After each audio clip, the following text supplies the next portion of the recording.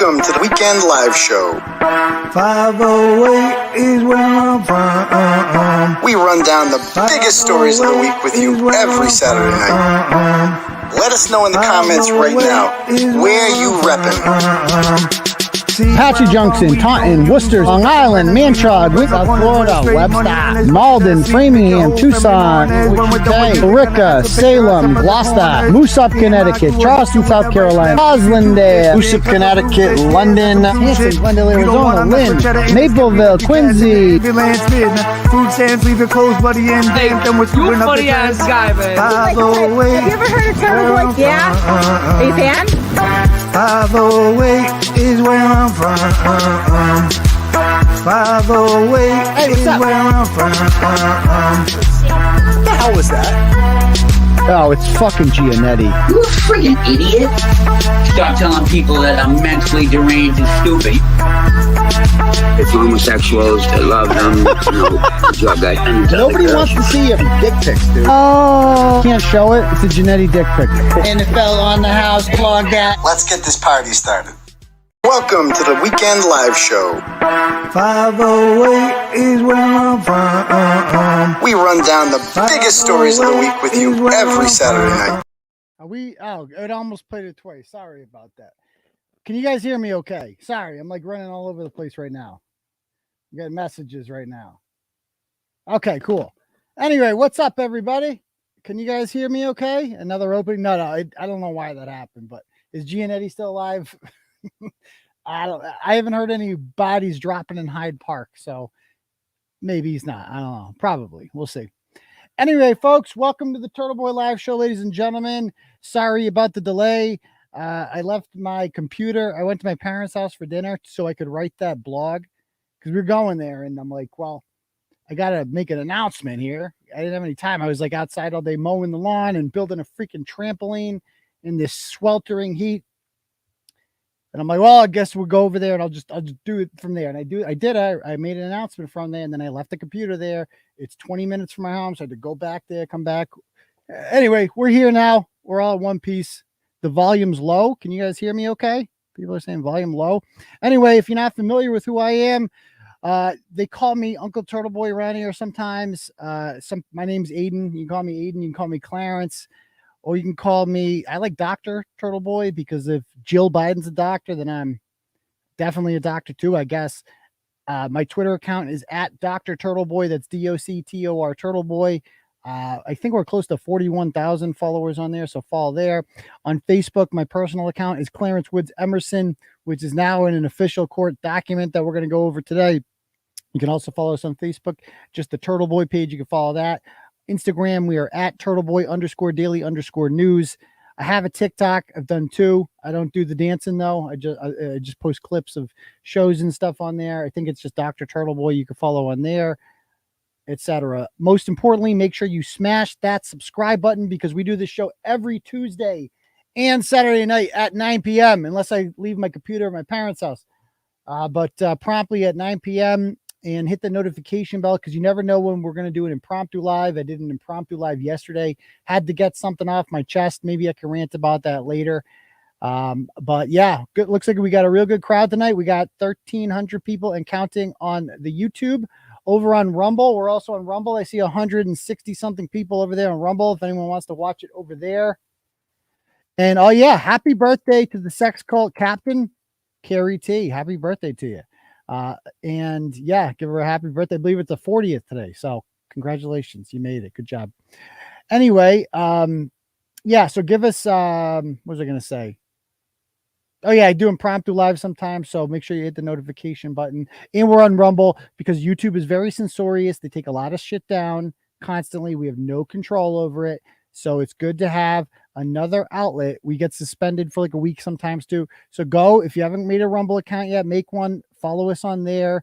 I see 210 people watching over there on the Rumble right now. I see another 1,400 on YouTube. So we got a good crowd tonight. Audience is blowing up because this is a big show because we got a big announcement here. So before we get started though, let me just remind people If you like the program and you would like to donate to it, you can't do the super chat function because YouTube took that away from us because they're a little bit censorious.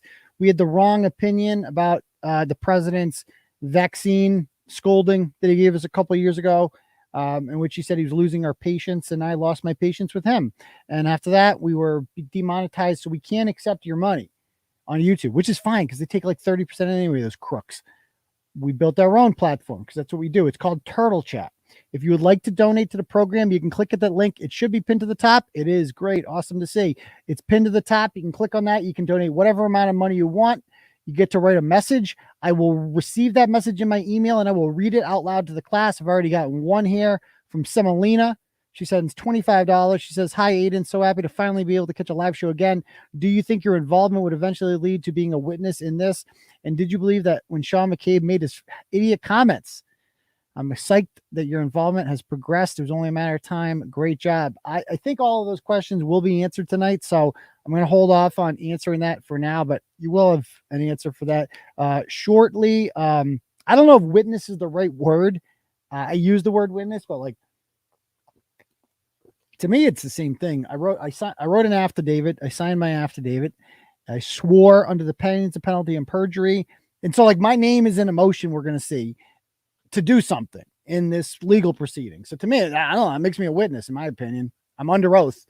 I've done more than Scanlon or any some of these other crooks that won't come out and talk. At least I talk.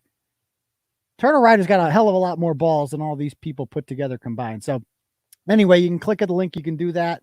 I'm also at Cash App, $ Uncle Turtleboy. I will also give you get notifications that way if that happens.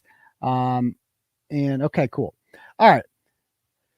Anyway, let me start off before we get into the motion, guys. So wild shit happened like the last couple hours in Canton. So a woman, oh nice. A woman has a turtle rider. I believe her name is Deanna. You guys got to see this. Okay. So she goes to the Waterfall bar today. I don't know if she's from Canton or what, but I'm going to bring this up for you guys if you haven't seen this yet. So there, she posts this and she says, "This is Chris Albert, right? We are at the Waterfall." And there he is in the middle of the, afternoon at the bar. I don't know if he drove there or not because I don't know if he lost his license. When people forget about Chris Albert. I mean, look at that face, by the way. Look at that face. That is the face of a man who he knows he's being photographed. He's pissed. He's not happy about it. Like, I confronted this guy a couple weeks ago. This guy's got his head on a swivel everywhere now. He's like, "Turtle Riders, where are they? I got bad news for you, Chris. I got really bad news for you. They're literally everywhere. You can't, like, you guys should just stop going out in public. Like, that'd be my recommendation. And it's only going to get worse from here. I did not direct this person to do this. I can't stop them. They're everywhere. They don't like you. Nobody likes you. You guys killed someone. You literally killed someone. Not you. You didn't do it. You raised someone who did it. And, your big bro did it. But and you obviously know this and you're helping to cover it up. But I guess you didn't kill anyone. So you got that going for you. So good job, Chris. You just raised the killer. Anyway, and we're going to get to that too. But he's obviously, when I saw him, this dude is ready and looking around. They insist on going out in public. Chris, I know where you guys were today. Y'all were in Agawam, weren't you? I got pictures of you on my cell phone. I got people sending me pictures. You guys were at some sort of Little League thing in Agawam. I got pictures of Courtney Proctor. I got pictures of who was she with there? I forget. There's a whole crew here. Albert's, McCabe's, all you people were there. So just know that there will be no life as normal is over. Okay. Life is normal. You had normal for a while there from January 29th till about April, January 29th, 2022 till April of 2023. You guys literally got away with murder. Okay. You were being called out in court documents in court by David Yannetti, Alan Jackson and crew. And it just wasn't getting attention for some reason, which is wild because the story is freaking sensational. It's been there under my nose the whole time, and I didn't even know about it. And turns out like the story of the century. And so now you just can't leave. I mean, you should leave, but you can't, because that's D&E Pizzas Day. You're stuck. And I don't even know if you can drive because, oh yeah, you killed a guy. People forget that about Chris Albert. Like, he killed someone. Like, driving, was he drunk? I don't even know if he was drunk when he drove. Didn't he leave the scene? He left the scene. Some dude died. I don't even know how long he went to jail for, but he's out. I don't know if you lose your license for that, but I guess it runs in the family. So he wasn't happy about this. And so then the woman, Deanna, he confronts her in the parking lot. And you guys got to see this video. Hold on. Wait till you see this video. This is gold. Let me just say, this is gold. We got to watch this video. Have you guys seen this? If you're in the Justice for John and Karen group, it's in there. Okay. Ready? Here we go. So he like, instead of just, I'd also like to point out, like, you're a selectman in town. You're a public figure, right? Like, you wanted to be, I mean, I know it's not like Boston or anything. You're not Mayor Wu, but you might get confronted by somebody that doesn't like the fact that they're, I don't know, maybe the pothole wasn't filled or the tax rate is 0.2% high, too high for them. I don't know. They might not like you though. But this is what happened. He followed this woman, I guess, out to the parking lot, and this is what ensued. Really? Yeah. Really? Yeah. Really? Really. Hand jobs? No, you don't know anything about me and my Okay. family. So why don't you knock it off? I don't know anything about you and your family? Yeah. I don't? You don't? You have Really? no clue? I have no Why are you clue. taking pictures of me? I'm not taking pictures of you Why did you just come over when I'm leaving? because I'm leaving too. He told me to So suck why would you Aidan's come dick. this Okay. way? Because we're smoking a cigarette. You don't know anything about me. I and don't my know family. anything. You don't This, know why are you anything acting about like this? If you Hey, first of all, you don't know anything about me. Well, what do you know about Karen Reed? That's what I would ask Chris Albert. Like, you guys are casting a lot of judgment on Karen Reed, but what do you know about her? Like, do you know anything about her? Do you know what she's like as a person? Do you know what she's done for people? Do you know who she is? Like, you guys are literally have been judging her this entire time, but God forbid someone judge you. But secondly, and more importantly, if we do know who you are, we know all about you. We know everything. We've been studying you guys for 3 months. I did not ask to know your family this well. I had no intention of getting to know the town of Canton this well. I was better off not knowing about how incestuous your town is and how all you guys buy homes off each other, fuck each other, marry each other. Like, the goal of every girl, who graduated from Canton High School between 1990 and 1996 was to marry an Albert. I get it. I know all about you. I also know that what I do know is this, is that you raised a monster, and that's on you. That reflects on you. Maybe it reflects on Bernie because you killed someone too. So let's not forget that. And then there's like Brian's a shitbag. Obviously, he's a piece of shit. He goes around beating people up all the time. That's documented. Look at Tim. Come on. If Tim wasn't an Albert, he'd be, doing tricks on Meth Mile right now. Look at that guy. Look at that guy. And then I saw Keith for the first time. Holy West Virginia. Holy smokes, that guy. I've never seen that one before. There's another Albert. And he's Kevin with his hunchback, asshole town cop. You're a bunch of douchebags. I've seen you in the flesh. You call me a loser. You told me we were going to get it.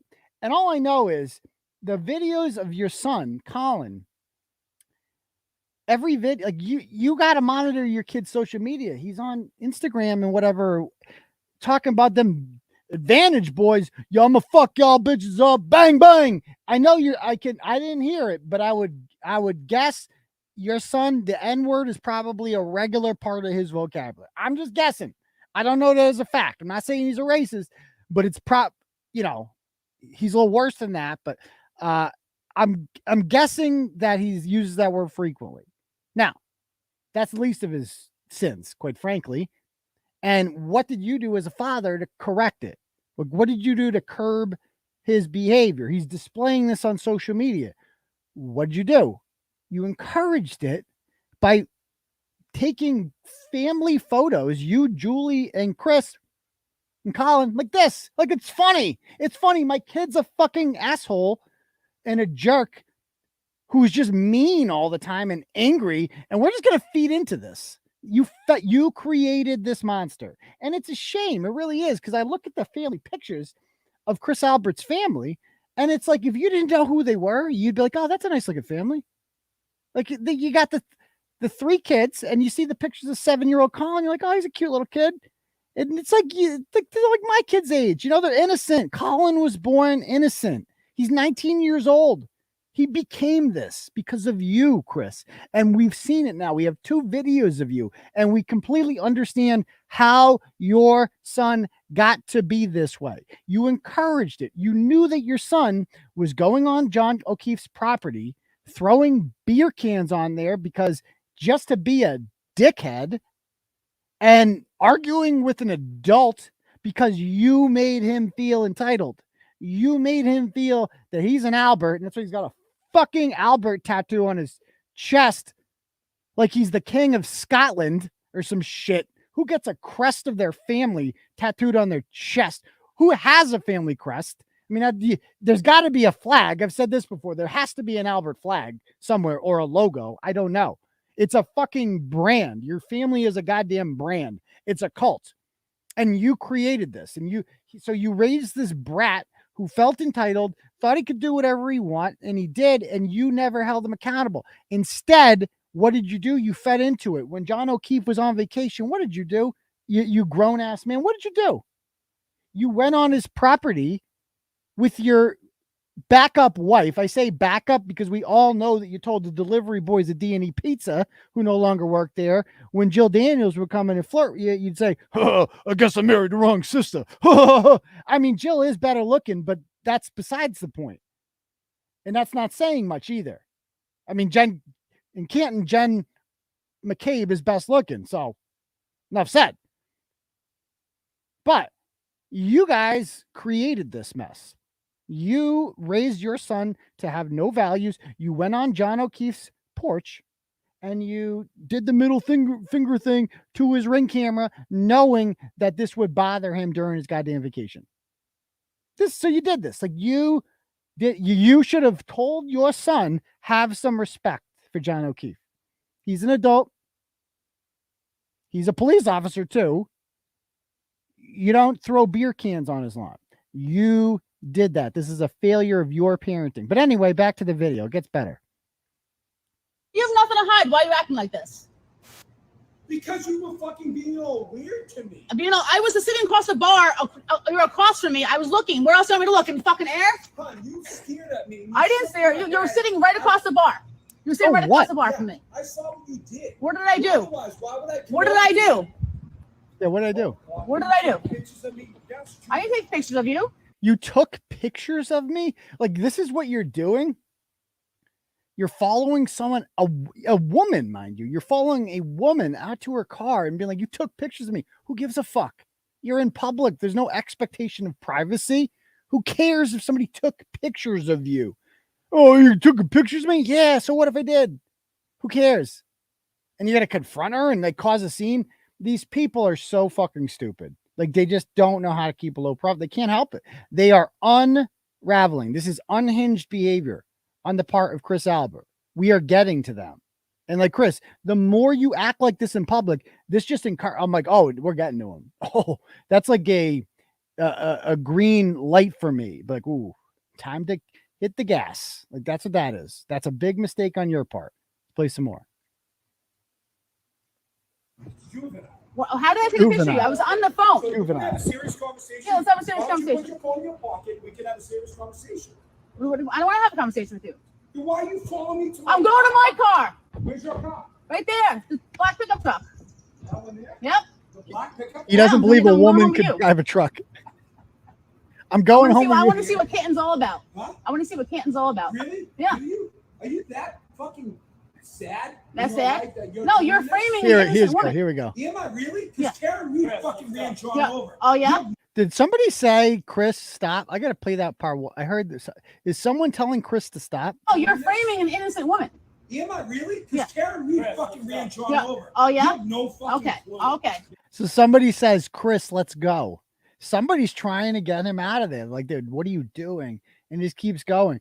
So now we have it on tape that he is God bless you, Deanna, by the way, that's the best part when you told him that. Like, you're framing an innocent woman. You provoked him into slandering her, saying, oh shit, Kara Reed ran him over. Is that what he said? He ran her. Hear that audio one more time. Karen Reed fucking ran John over. Karen Reed fucking ran John over. I thought she just hit him. Now she ran him over. Is that what you're going with? So he ran him over. Now, if that was me, what I would have done, and I understand Deanna didn't sign up for this, I would have got really into the physics there. Well, let's talk about that. Let's talk about the body. Let's talk about, can you explain to me how running, so he went over him. So how did that cause, so he went over the body.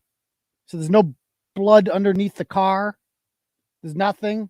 He ran over him. There's no tire marks on him. Like, what part of his body did he run over? Can you explain that one to me? I mean, these people, it's like, dude, this, and Bev Cannone is protecting these people. Imagine any of them on the stand. Imagine what they would do. They would, with like a skilled litigator, like Alan Jackson, like he would rip them to pieces. Like, and Bev Cannone is protecting these people. It's so obvious. It's so obvious what they're up to. Play some more. Oh, yeah? No fucking Okay. clue. Okay. Yeah, no clue. Yep. That's why Colin has bruises all over his body. You have zero Yep. clue. Okay. Zero clue. Me and the whole state believes that you're guilty. You're Yep. taking it. I know. You're taking it.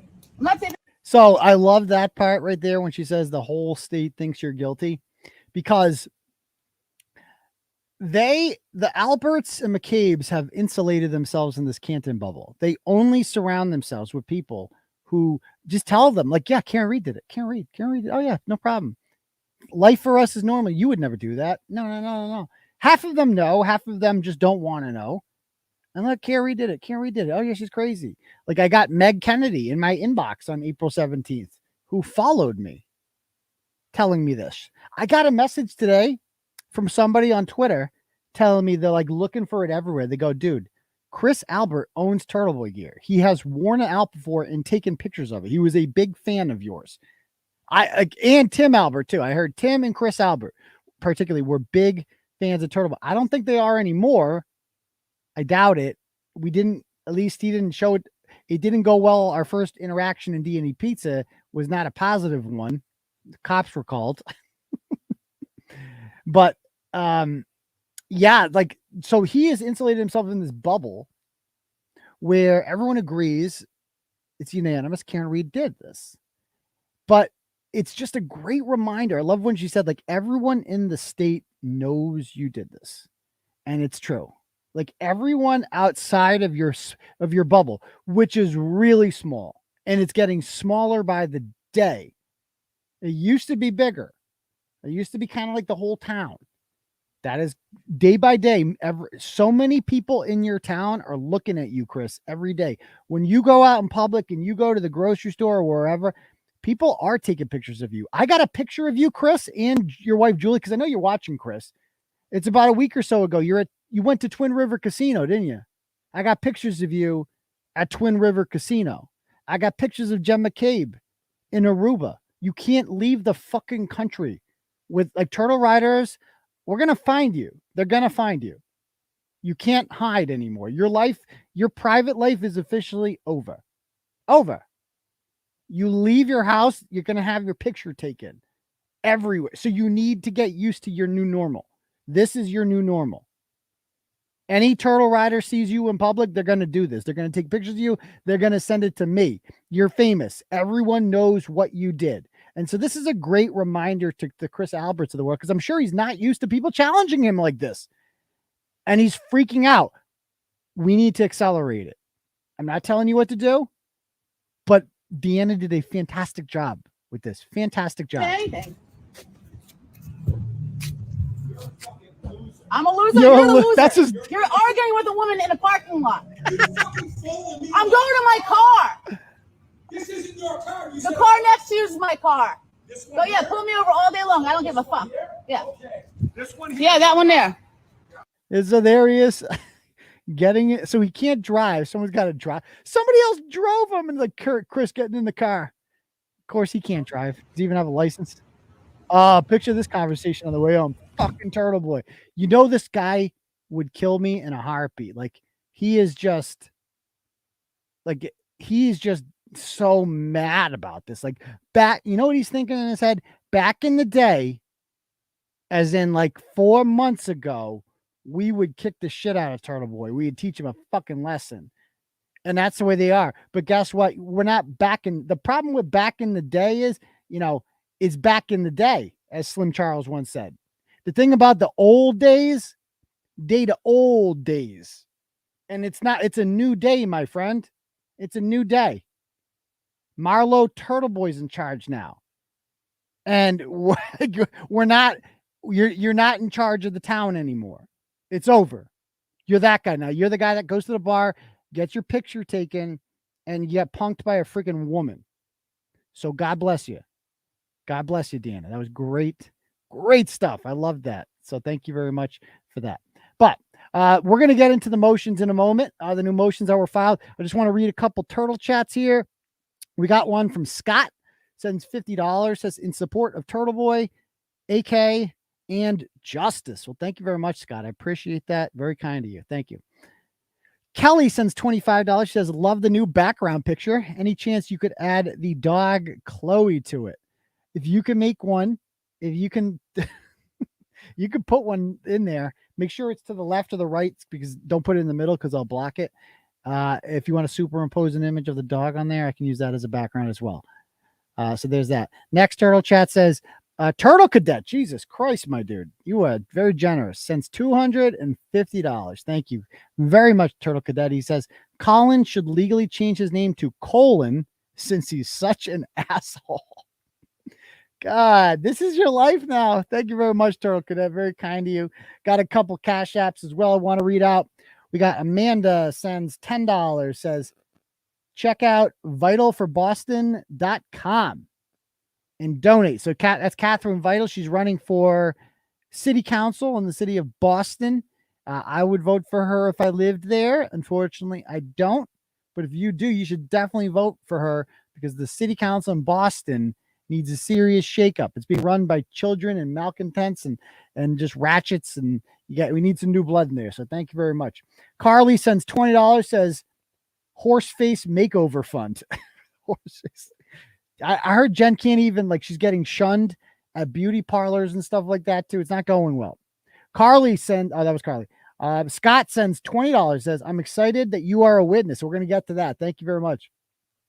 Christian sends $15 and says, hi, Sue from Rentham, Turtle Riders for life. Thank you very much. Very much. Brendan sends $25, says, for keep up the great reporting.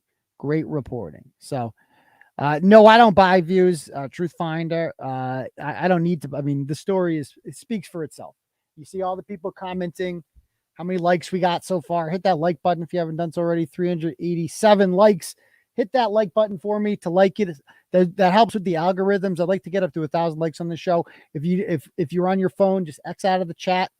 Hit the like button. You're good. That really helps out a lot. And leave a comment after the show. That helps too. Okay. Let's jump into the fun part here. Okay.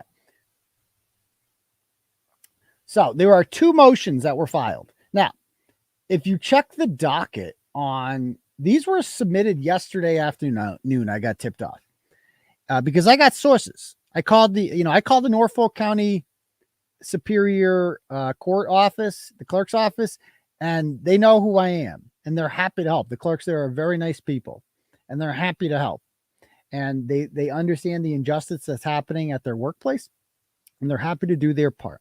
Now, I was told by my sources at the courthouse that these two motions we're going to go over, were submitted to the clerk's office by around noon.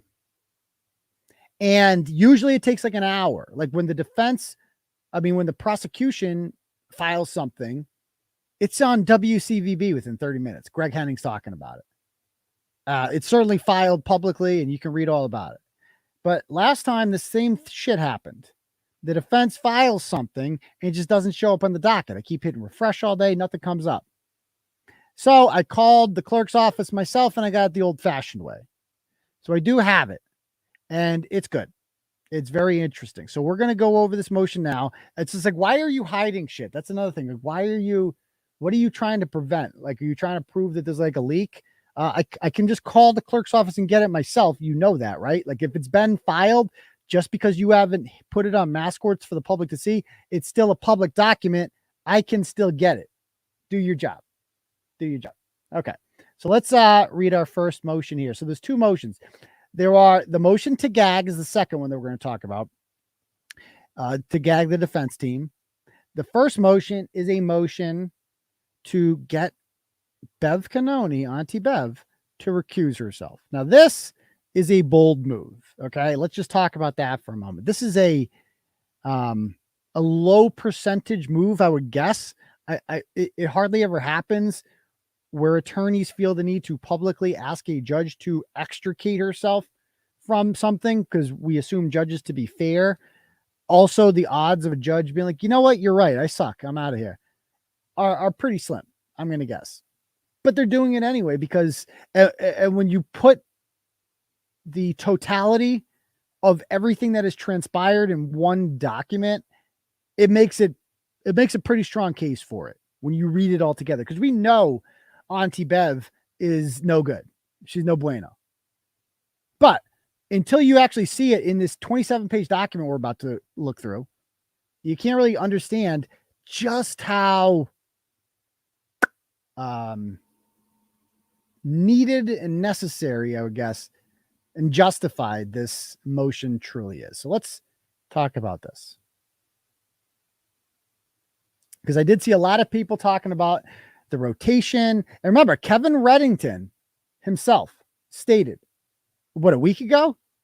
No, she's not going to recuse. Like, she's not going to insert herself. Bev Cannone on masscourts.com. If you go on masscourts.org and you go to the Norfolk Superior Court, the Karen Reed case, you will see the listed justice for this now is Daniel O'Shea, the guy that denied Krusty Panties an order against me in 2020, who Krusty Panties tried to lecture about federal case law or some shit. I won that one.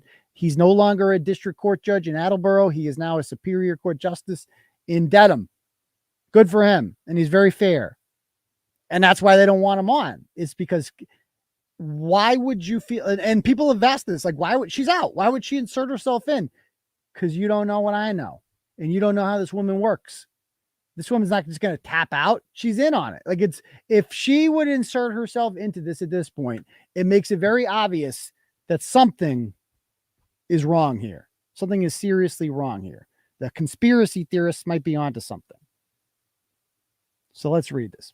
All right. So now comes the motion for Karen Reed.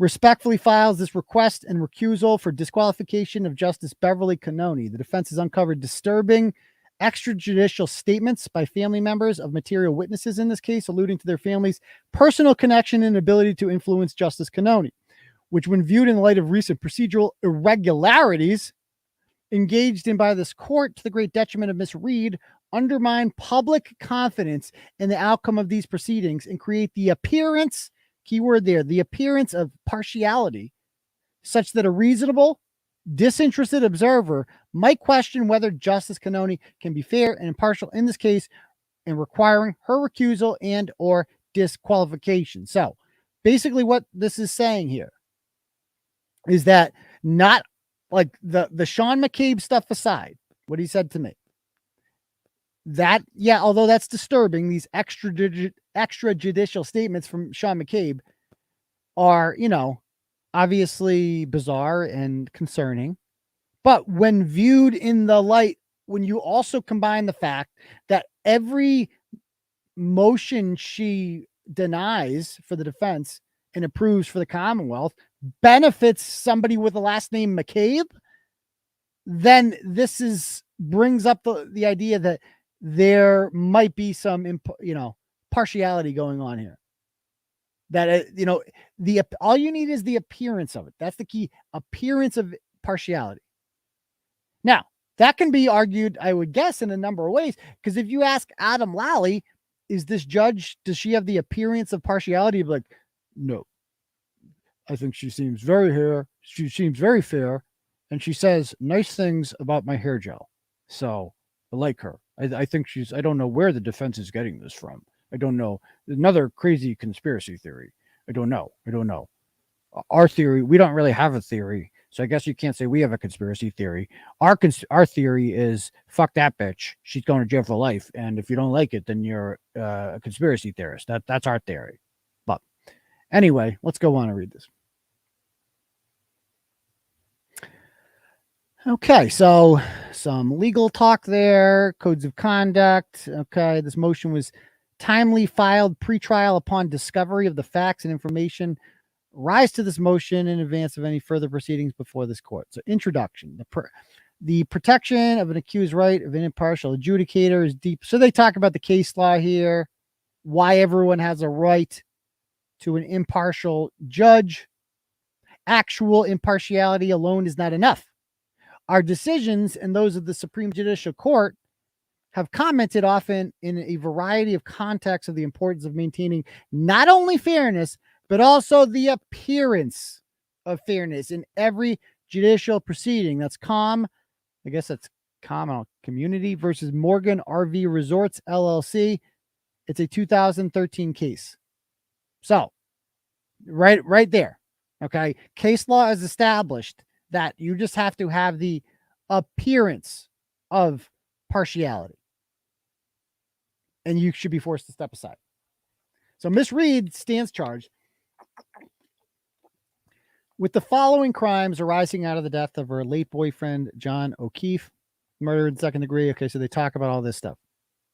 So, as set forth herein, the following facts and circumstances in this case provide more than a reasonable basis. So here's the 4 things that would cause the public, a disinterested member of the public, to doubt Justice Cannone's ability to be fair and impartial in this case. Number 1, Sean McCabe, a family member of the seminal witness and third-party culprits in this case, whom Miss Reed has publicly accused of murdering O'Keefe, made extrajudicial statements to a local investigative reporter, yours truly, that his family has a relationship with Justice Cannone and the ability to influence her. Number 2, Justice Cannone has routinely refused to rule in a timely manner on defense motions while advancing and prioritizing motions filed by the Commonwealth and the very witnesses who have claimed an ability to influence her. So there you go. So she's routinely, she's untimely. We're going to get to some specifics there. Number 3, Justice Cannone denied Miss Reed a full and fair opportunity to be heard on critical discovery motion, requesting records from members of the same family that claimed to have a relationship with her. So that was canceling the evidentiary hearing. It's strike 3.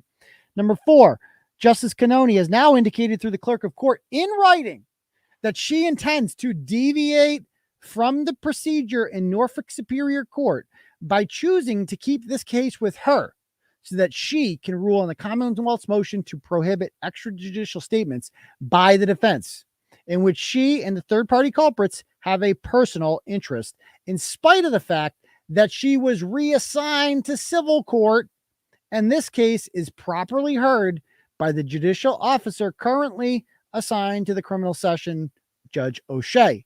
As such, her constitutional right to due process and a fair and impartial judge require that Justice Cannone be disqualified. So those are the 4 things, okay? Sean McCabe, number 1. Number 2, not responding to motions in a timely manner. Number 3, canceling the evidentiary hearing. And number 4, the fact, and this is new information that has not been made public, and this is Kevin Reddington, I'm sorry, you were wrong, okay? It is official now that you were wrong. Justice Cannone has told the defense that she, and did I not tell you guys she was going to do this? Did I not predict this? That Justice Cannone is, even though she is no longer the assigned judge in the main courtroom, of criminal session in Norfolk Superior Court. She has used her authority as kind of like the captain of the ship there to insert herself into this hearing on July 25th because she does not trust Judge O'Shea to be corrupt. That's why she wants to do this. She doesn't trust, like she is protecting, she doesn't trust them to protect Jen McCabe and Brian Albert. That's what this comes down to. She has been their personal protector this entire time, and now her time is up. And she's making sure she's staying on. Interesting. Goes on. So let's talk about the statement of facts. So they talk about, okay, we don't need to review the whole case about who called what there and who's in the house and blah, blah, blah, blah, blah. Goes on to say witnesses gave conflicting statements. Okay. Okay. So we talk about the photographs, the German Shepherd. Okay. Here's where the good gets good. Oh, no, actually, this is Richard Green and the 227. How long to die in cold. Then we have her defense is predicated on a third-party culpability. And we need to be able to, you know, basically it says here, okay, let me read this. This is a good sentence. So it says, her defense is clearly predicated on a third-party culpability defense in which Miss Reed will and has presented significant evidence to establish that Jennifer McCabe and Brian Albert are implicated in John O'Keefe's murder.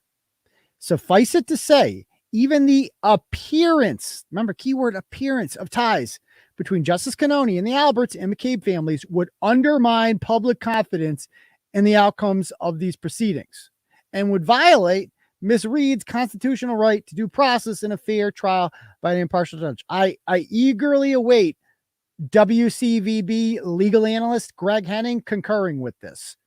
Oh, wait, he's not going to do that. He's just going to carry her water because that's what he does. Anyway, back to this. Recent claims by a member of the McCabe family that they are connected to Justice Cannone can influence their decisions. On May 28, 2023, Jennifer McCabe's brother-in-law, Sean McCabe, made some extremely disturbing statements to a local investigative reporter, insinuating that he has a close-knit relationship with Justice Cannone and an alarming ability to influence her decision-making in this case. See affidavit of Aidan Kearney is Exhibit 1. Yes, I'm Exhibit 1.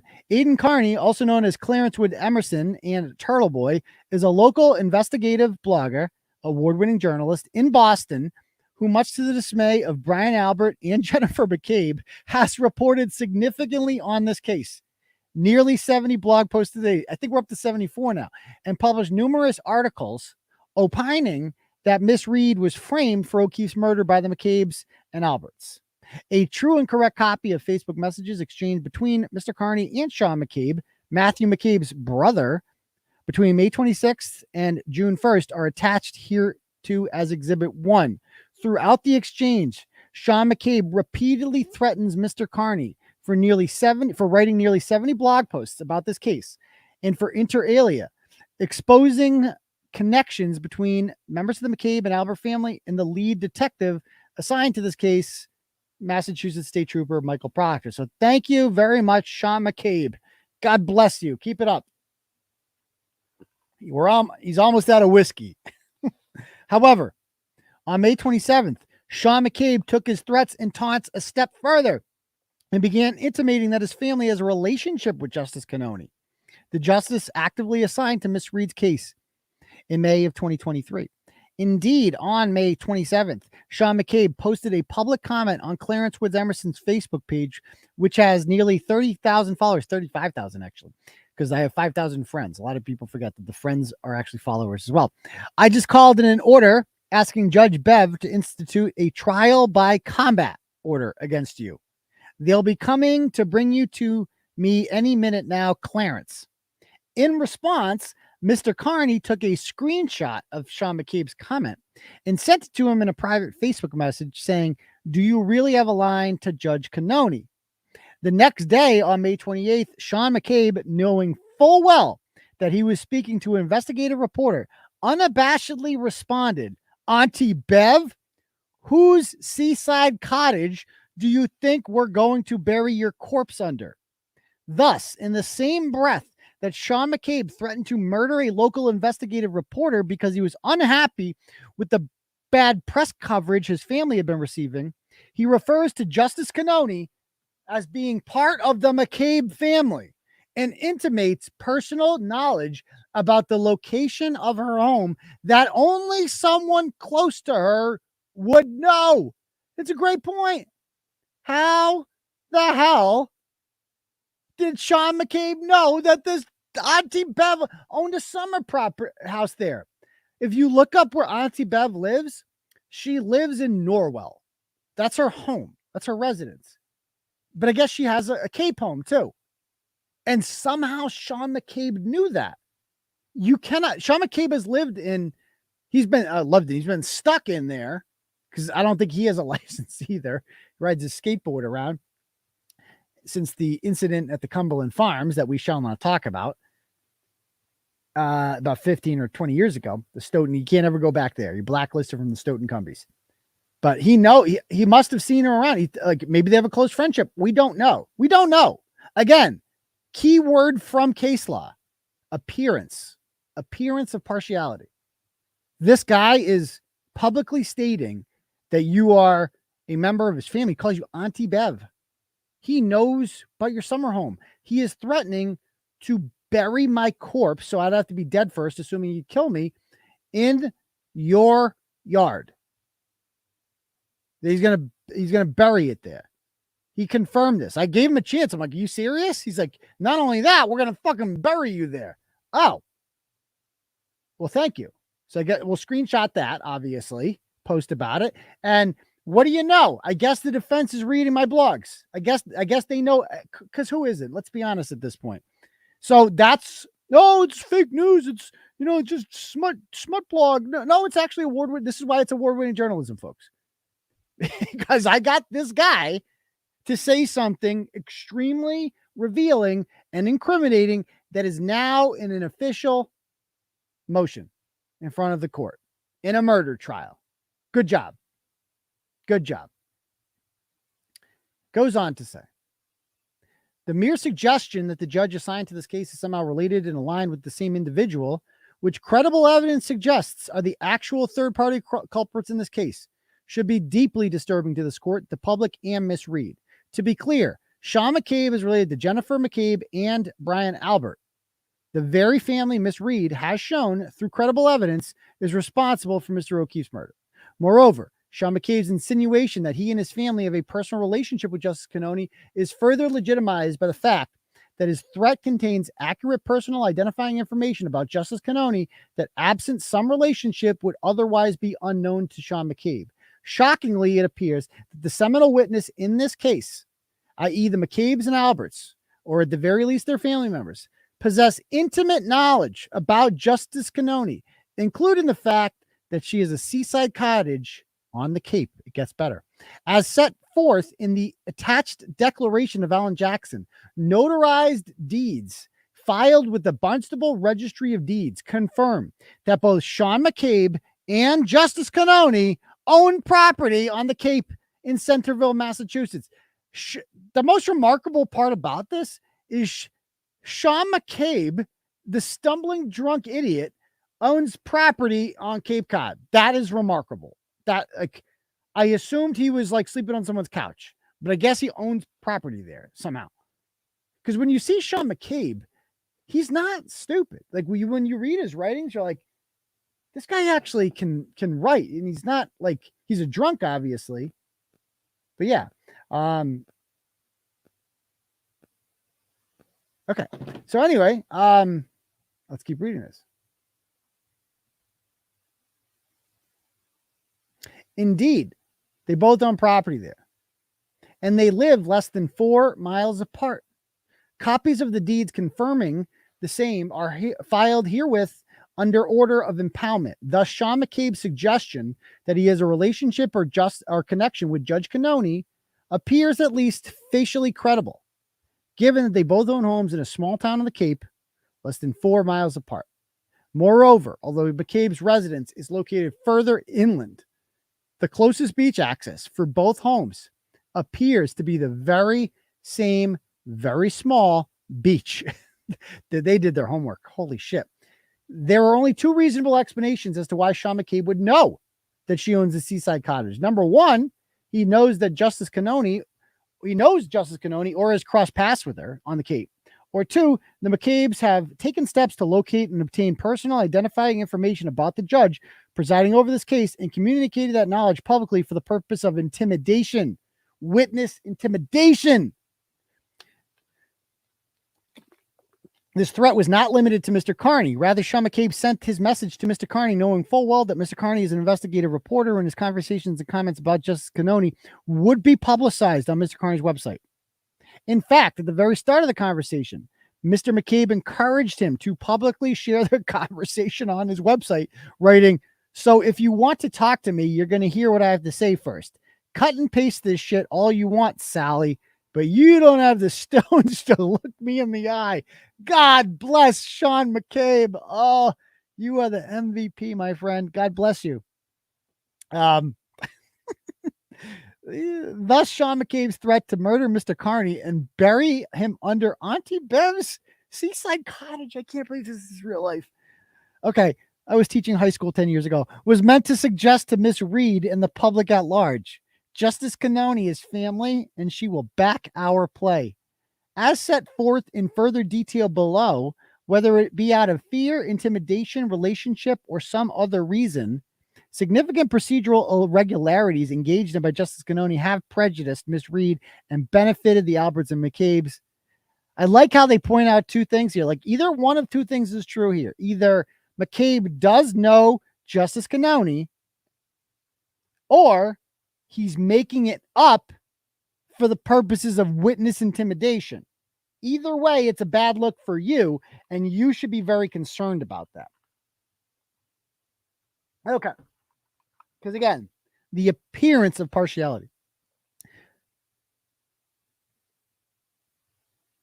All right, so this is notwithstanding any issues relating to the substance of the court's rulings, Justice Cannone has substantially delayed decisions on motions filed by the defense. So their second thing here. And not given Ms. Reed a full and fair opportunity to be heard. At the May 3rd hearing, through counsel, she filed 3 significant discovery motions on advance of the May 3rd pretrial hearing scheduled in this case. All of these motions were targeted at uncovering additional evidence, which law enforcement had neglected to obtain during the course of their investigation. And Ms. Reed had reason to believe would exculpate her and implicate the McCabes.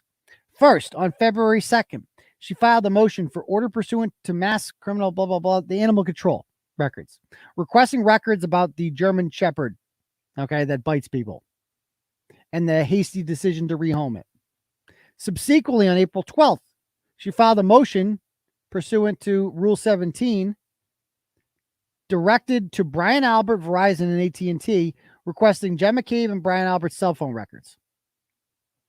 Finally, on April 26th, Ms. Reed filed a renewed motion to compel discovery, requesting the defense access to critical items of evidence that have and continue to be withheld by the Commonwealth, and that the court impose dates by which the Commonwealth would need to imply. So 3 things that Karen Reed has been asking for here.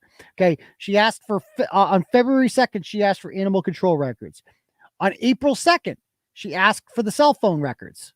On April 26th, she asked that the Commonwealth be compelled to hand over evidence that they've already been told they have to hand over, i.e. John's clothing, which will have the dog DNA all over it, and they have refused to do so.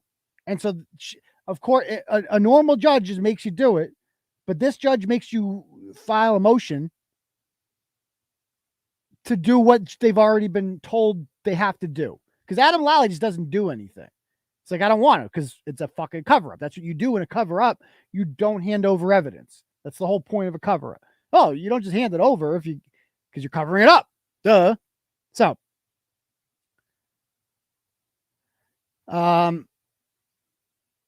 okay, so they filed an opposition at the May 3rd hearing.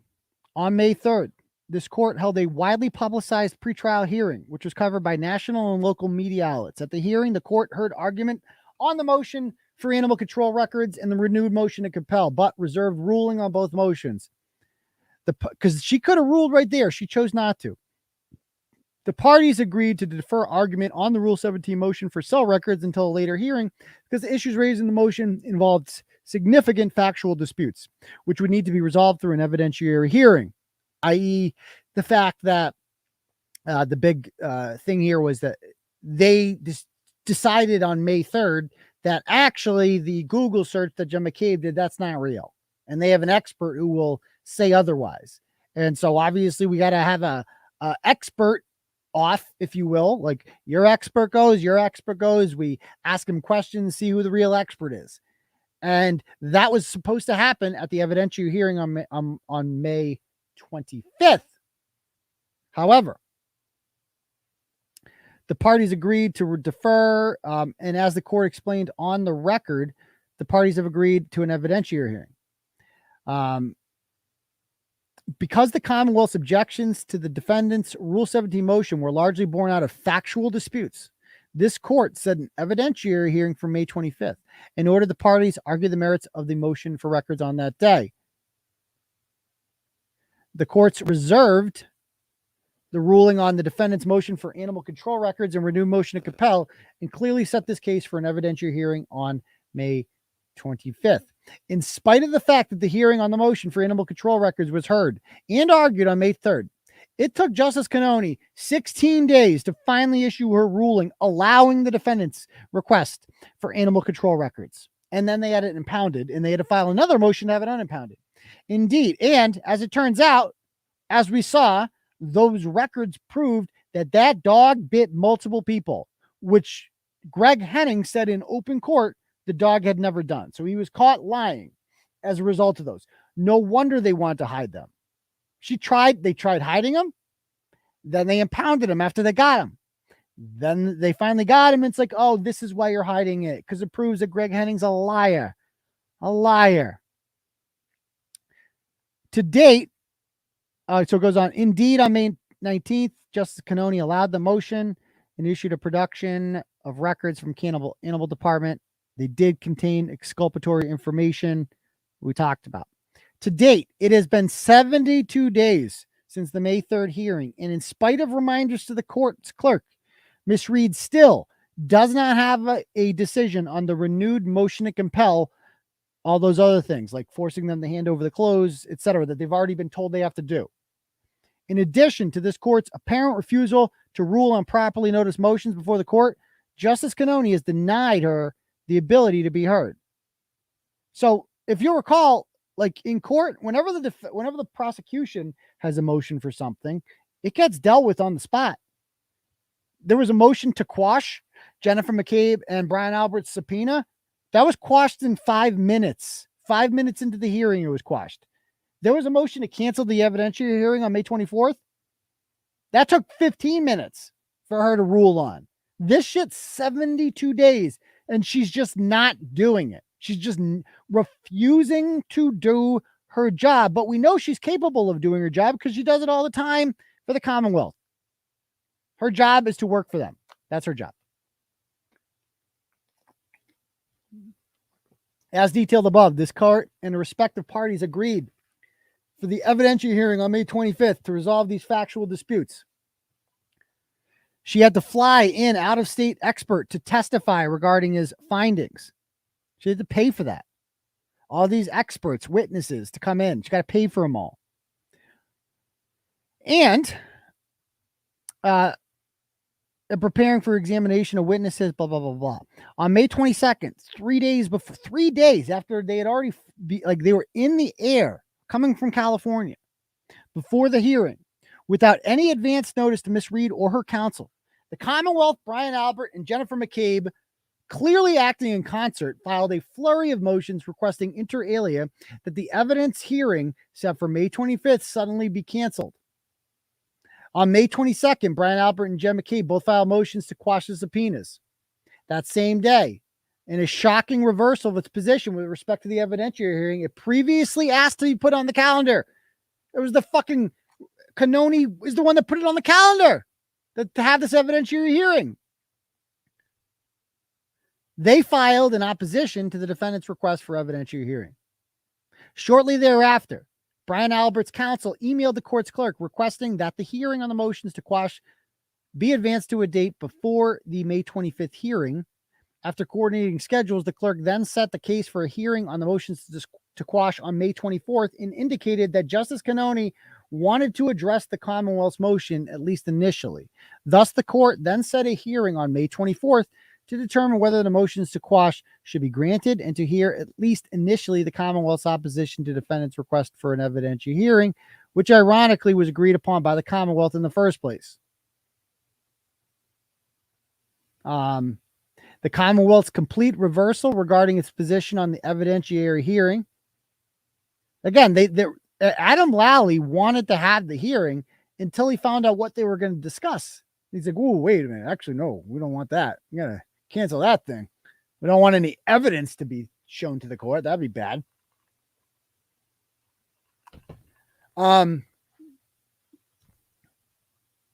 As set forth in the attached email correspondence between counsel for Ms. Reed and Attorney Lally, the Commonwealth was well aware that our office was flying in an expert out of state and would need to make arrangements in advance.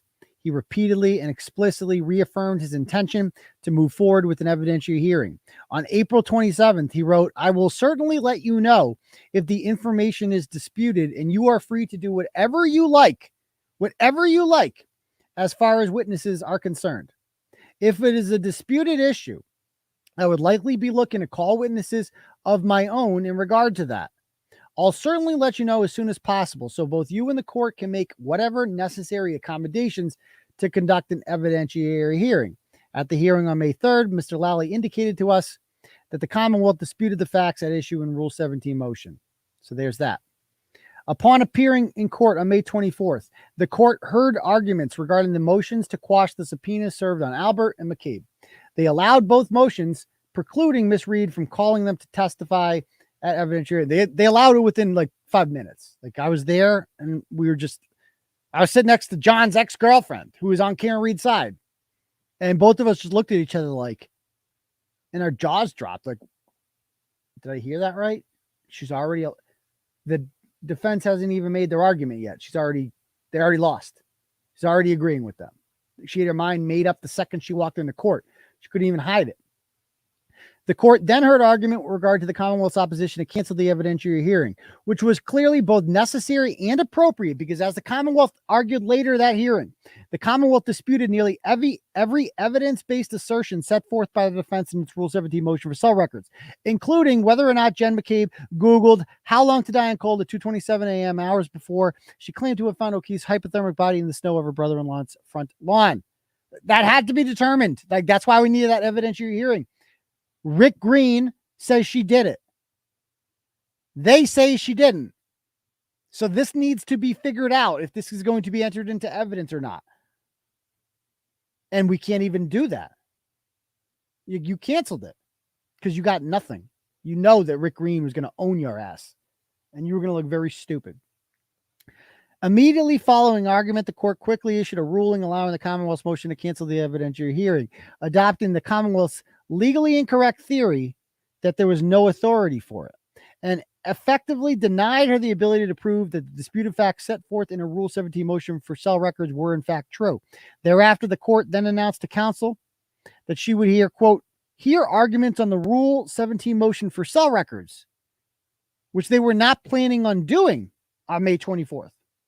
Significantly, Ms. Reed and her counsel were never notified that there was even a remote possibility that the Rule 17 motion for cell records was going to be heard that day. Thus, Ms. Reed's counsel was forced to argue an extraordinarily factually complex and lengthy legal motion, which was not on the calendar for that day, without any notes or any advance notice. That's impressive. They did it on the fly, though. Denying her a full and fair opportunity to be heard on a motion with a very real and consequential impact on her ability to defend herself against murder charges. The court set forth the case for another pretrial hearing on July 25th. Although Justice Cannone acted with the utmost, I'm going to say this word wrong, alacrity, I got to Google that word. That's a new one for me. Alacrity. Alacrity. Okay. Alacrity is, I did pronounce it right. Brisk and cheerful readiness. Okay. Brisk and cheerful readiness. And ensuring that the May 24th hearing concluded as quickly as possible. And Miss Reed was denied the ability to call the very witnesses, blah, blah, blah. She was in no such hurry to rule on the motion after the proceedings concluded. Justice Cannone waited 27 days before ultimately denying the Rule 17 motion for Brian Albert's cell records. So 27 days she waited for that. 72 days they have been waiting and still have not received their motion to compel them to hand over stuff they've already been told they have to hand over. And I believe it was, 17 days or 16 days to get the dog records approved. The court has now made the unilateral decision to deviate from procedure to prevent the criminal session judge from hearing. Now, this is the good stuff. On June 9th, 2023, the Commonwealth filed a motion to prohibit prejudicial extrajudicial statements of counsel in compliance with the Massachusetts Rule of Professional Conduct, the gag order, requesting that the defense counsel for Miss Reed be gagged and prohibited from making any statements about the case. The Commonwealth's motion for gag order was noticed on July 25th and thus was requested to be heard at the next pretrial hearing, which is already on the calendar in this case. On June 15th, a mere 6 days after receiving the motion for gag order, counsel for Miss Reed. Now, this is new shit, what you're about to read right here, guys. This has never been seen before. And it's confirmed what a lot of us assumed. Some behind-the-scenes shit going on here. Let me read this to you. On June 15th, a mere 6 days after receiving the motion for gag order, counsel for Miss Reed received an email from Mr. McDermott with the Norfolk Superior Court stating, quote, the court needs a response to the Commonwealth's motion to prohibit extrajudicial statements. The clerk further indicated that Justice Cannone wanted to unilaterally advance the hearing on the motion for gag order, which was scheduled for July 25th. She wanted to move it to June 27th or June 28th. This is crazy. So this is all new. I had no idea this happened. On June 15th, they get an email from Norfolk Superior Court saying, Judge Cannone wants to move your hearing from July 25th to June 27th or 28th. Now, keep in mind, 2 of her attorneys live in California, and this is only 12 days notice. So they want them to just clear, like Karen Reed's not their only client. They want them to clear their schedule, not giving a fuck if they have something going on. Maybe they're on a fucking vacation. I don't know. You scheduled a court hearing for July 25th, and now you're trying to move it to June 27th or 28th. Now, think about why that might be. Think about why that might be. Oh, yeah. What happens a couple weeks later? The new case assignments are made public. And on what day is Cannone no longer the presiding justice in the main courtroom? July 1st. So she wants to have this hearing on June 27th or 28th because she knows that on July 1st, she's no longer the judge assigned to this case. And she wants to gag them. She's like, I don't trust the next judge to gag them. So we need to move this case up a month in advance, even though we already scheduled it for July 25th, because I don't trust the next judge not to gag you. But, she's not corrupt or anything like that. Oh, no. She's fair and impartial. Give me a freaking break. Look at this. Why else would you want to move that up? I mean, the arrogance to expect a court. Remember, she told Alan Jackson in court, you can do this via Zoom. It's only a murder trial. Yeah, you can just do it via Zoom. Oh, man. But, this case is totally on the up and up. Nothing to see here. She's just trying to move the date up. But luckily, that did not happen. Notably, on the same date, Justice Cannone sought to advance the hearing on the Commonwealth's motion for gag order, which was clearly benefits Brian Albert and Jen McCabe. She still hadn't ruled on the Rule 17 motion for cell records, which had already been under advisement for 22 days at that time. So they're still like, she's trying to move the date up to June 27th, 28th. And the defense is like, you haven't even gotten back to us about the last hearing. It's been 22 days since the May 24th hearing. You haven't ruled on our motions yet. And you want to already set up a new hearing? What? Now, keep in mind, that would prevent, like, she's going to gag them on July 25th if she hears it. Okay, she's going to gag them. Like, that's a done deal. Okay? She wants to gag them on June 27th. That means maybe not only does she know that she's out of the rotation, but maybe she knows that maybe, like, what if he speaks with the media between now and then? What if he realizes, what if Alan Jackson and David Yannetti and them realize that they have nothing to lose because they can, see the writing on the wall here, and they start talking to the media? What if they go on a media blitz during this time? What if they speak with the Boston Globe? What if they speak with, I don't know, Dateline? Pick your media outlet. What if they go to the New York Times? What if they go to the Washington Post? What if they blow this shit up and I become a national joke and I become a national laughingstock? I become America's most famous judge. I got to gag them now. Now. That's why she tried to do it. She's worried about what they will say before July 25th. This is corruption. This is what it looks like, folks. Notably, on the same day, when counsel for Ms. Reed pushed back and indicated that our office would need time to respond to the motion for the gag order, intended to appear in person, and were unavailable on the dates proposed by the court, Justice Cannone indicated through the court clerk that her efforts to advance the hearing were done because, quote, she was looking to hear this while she was still sitting in criminal session. So she announces to them, I'm doing this because I'm out of the rotation 3 days after that. Why do you give a fuck? This isn't your life. It's your job. Why are you this tied to your job? When I was a high school teacher and I have a class full of kids, and let's suppose a kid wasn't doing that well. And next thing you know, guidance or the principal contacts me and it's like, we're moving him to the other teacher's class tomorrow. If I'm like, whoa, but we got a test tomorrow. You can't take him out of the class. We got a test tomorrow. You know what I say? I don't give a shit. Move whatever kid you want, wherever you want, because this is just my fucking job. It's not my life. I don't really care that much. Whatever. You're in my class. You're in this person's class. Whatever. I'll be here. I'll be teaching the class. We're giving out a test. If he's there, he's there. If he's not, he's not. She really why do you care? Why are you this tied to this case? Very suspect. Goes on to say,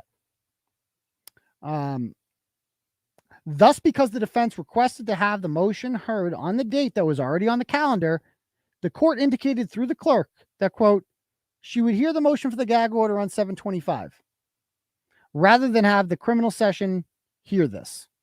So she announces that she is going to be the one in no unspoken terms that even though she's like, fine, whatever, I'm still going to hear it. She tells them in writing, now we know these emails exist, they're attached as exhibits, that she has already decided that Judge O'Shea, you're out of there on July 25th. You can sit in that chair every day until July 25th, but on July 25th, take a breather. You're off today. You're out. Subbing you in. Goes on to say,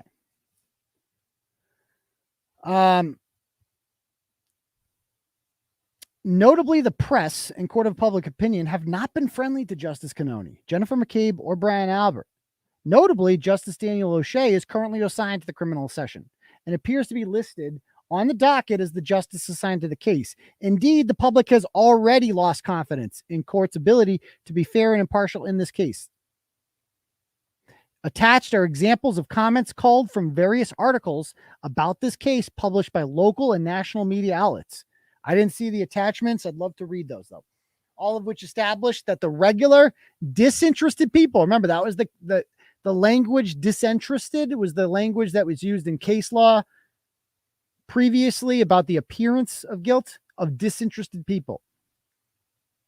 Following this case are already questioning her ability to be fair. Because again, you tell your average person that doesn't know anything about this case what's happening. Do they think this is going to sound fair and impartial? No. There you go. That's your whatever. Okay. So then they start citing the case law around this. I won't bore you with all that. It gets technical here. Moreover, they go to the Supreme Court with this. Read this shit. As the United States Supreme Court has explained, our system has an obligation to do more than simply protect against proven bias or unfairness on the part of a judge. Rather, justice must satisfy the appearance of justice. Offutt versus the United States, 1954. That's the Earl Warren Court, baby. That's Brown versus Board of Education, I believe, was 54 or 55. That was a very good court, depending on your politics. But therefore, every procedure which would offer a possible temptation to the average man as a judge to forget the burden of proof required to convict the defendant, or which might lead to not hold the balance nice, clear, and true between the state and the accused, denies the latter due process of law. So if important is the appearance of fairness, that it may require a judge to disqualify herself, even though she has no actual bias or prejudice, and would in fact do her very best to weigh the scales of justice equally. So they're saying there, established court law, Taylor versus Hayes, 1974, Supreme Court decision, that even if you're not biased, Judge Cannone, the appearance of partiality must force you to recuse yourself. No biggie. Just, what do you care? You get paid the same amount, or maybe you don't, actually.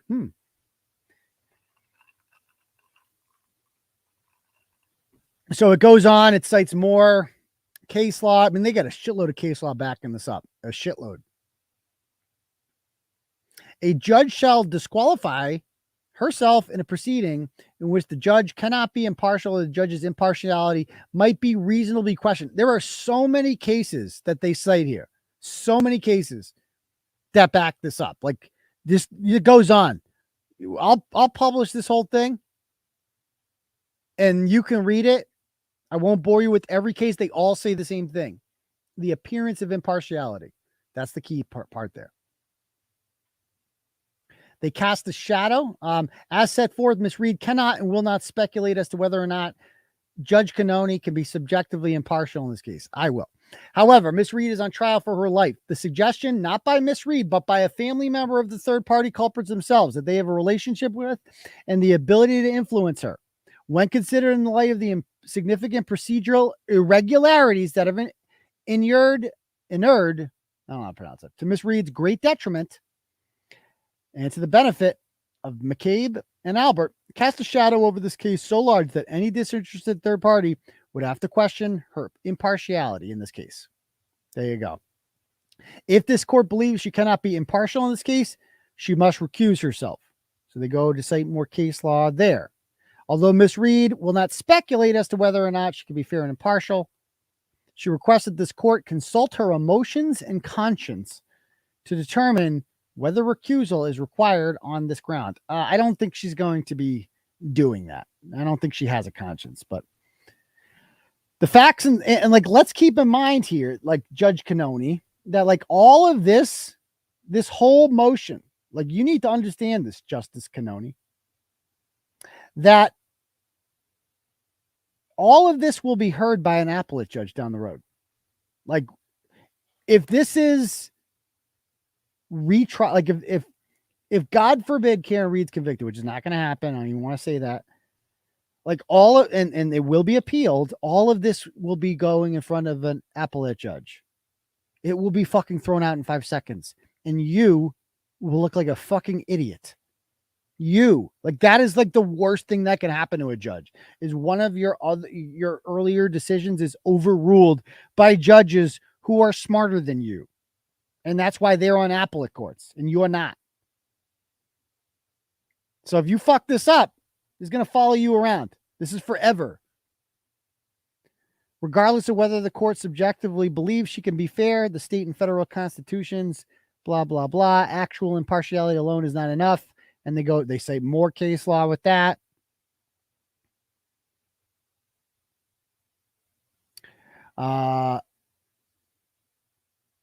Okay, so basically it's just a whole bunch of... So Sean McCabe's public comments alone require disqualifications. As explained above, it is not enough to prevent actual bias rather than the appearance. So thank you very much, Sean McCabe. A family member of the very individuals in the third party culpability defense is predicated on. He has claimed that he has a relationship. We've been over that. The claims alone would fly in the face. The court's failure to disqualify herself based on Mr. McCabe's claims alone would fly in the face of numerous rules set forth in the Code of Judicial Conduct, which are meant to protect erosion of public confidence in the impartiality of the judiciary. Rule 1.2 similarly requires that a judge act at all times in a manner that promotes public confidence in the independence, integrity, and impartiality of the judiciary, and shall avoid impropriety and the appearance of it. A judge shall not convey or permit others to convey the impression or permit others, like Sean McCabe, to convey the impression that any person or organization is in a position to influence the judge. It says right fucking there, you can't do it. You can't do it. You're not allowed to do that. Jen's here. Hi, Jen. Hi, Jen. Jen's here. Everybody say hi to Jen. How you doing, Jen? Bang, bang. Okay. Anyway, back to that. In exceptional circumstances like this, where a third-party culprit's family member is openly threatening an award-winning journalist by claiming a relationship with the judge that is responsible for deciding whether their family member's privacy rights interests outweigh a criminal defendant's right to defend herself, this creates an appearance of impropriety and partiality. Here, Sean McCabe's respondent to the direct question about Auntie Bev. Okay. A judge must also bear in mind that social relationships or the appearance thereof may contribute to a reasonable belief that the judge cannot be impartial. Regardless of whether or not Sean McCabe's claims are true, these threats provide what an objective, knowledgeable family member of the public would find to be a reasonable basis for doubting her impartiality. Done. I mean, did they really hammer this home? Also, another rule requires a judge to be expeditious in determining matters under advisement. She hasn't done that. A judge should monitor and supervise cases in ways that reduce or eliminate there's so many new words here. Dilatory practices. I'm going to look that one up. Hold on. What's dilatory mean? Like you're dilating, like you're giving birth? Hold on. Slow to act. Okay. Slow to act practices, avoid delays and unnecessary costs. So this gives, her failure to do so suggests that she's, not impartial. Okay. So yeah, it goes over all that. You guys get the point here. Okay. Justice Cannone's denial of her ability to be heard. It goes over the same thing. We don't need to hit. It's a 27-page document or 29-page document. You guys get the point. So there's that. So that's that motion. Now let's read the second motion. Before we do that, let me read a couple turtle chats here. First one is from Suzanne. Donates $25. Says, sorry, I can't give more. It's Saratoga season and I'm not winning yet. It's all good. I appreciate whatever you want to donate. Thank you. CD donates $25. Said, Doc, we are on vacation, but won't miss your show. Keep doing it. You're a great American. Well, enjoy your vacation, CD. I appreciate that very much. And that's very kind of you. Also, a couple cash apps here. We have Brendan donates $25 and says, keep up the great reporting. We'll do, Brendan. Debbie Clancy sends $5. Says, the weird, spooky people of Canton. So now there's some great people in Canton, but I appreciate that. $25 from Justin Green says, Hope the rolling rally goes well. It's a week from today. Absolutely. Danny Dono gives $10 and says, I heard Carl Dougal is a cuck. Might be true. Also, free Karen Reed. God bless you. Goddamn right about that. Free Karen Reed. So if anyone else wants to donate, you can click at the link at the top for Turtle Chat. Donate whatever amount of money you want. You get to write a message. I'll receive that message in my email, and I will read it out loud to the class if you do so. And I really appreciate that. It all goes to the award-winning journalism fund. So let's read the next motion. Number 2.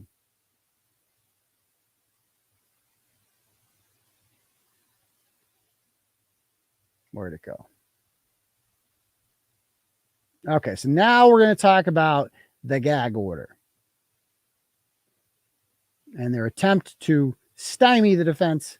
Because again, the main reason that this is all out there is because the defense has been so effective at getting the message out. Their courthouse step, press conferences, like they've known this is an injustice the whole time. They just need people to pay attention to it because they realize they're up against a lot here. They're up against the district attorney's office, the state police, the Canton police, these powerful protected families, blah, blah, blah. And the only way to win this case is in the court of public opinion. To get people out, Jen likes gag orders. I bet she does. I bet she does. So this is trying to stop them because they're being too effective. Like that's what this comes down to. Now, keep in mind, they were holding courthouse press conferences, court step press conferences before, but that was before Turtleboy was involved. Like, let's keep it a buck. Like, our influence on this case has made life uncomfortable for Chris Albert, as we saw at the beginning of the show, and Sean McCabe. And that's what this is about, is protecting those scumbags. All right, so let's read this.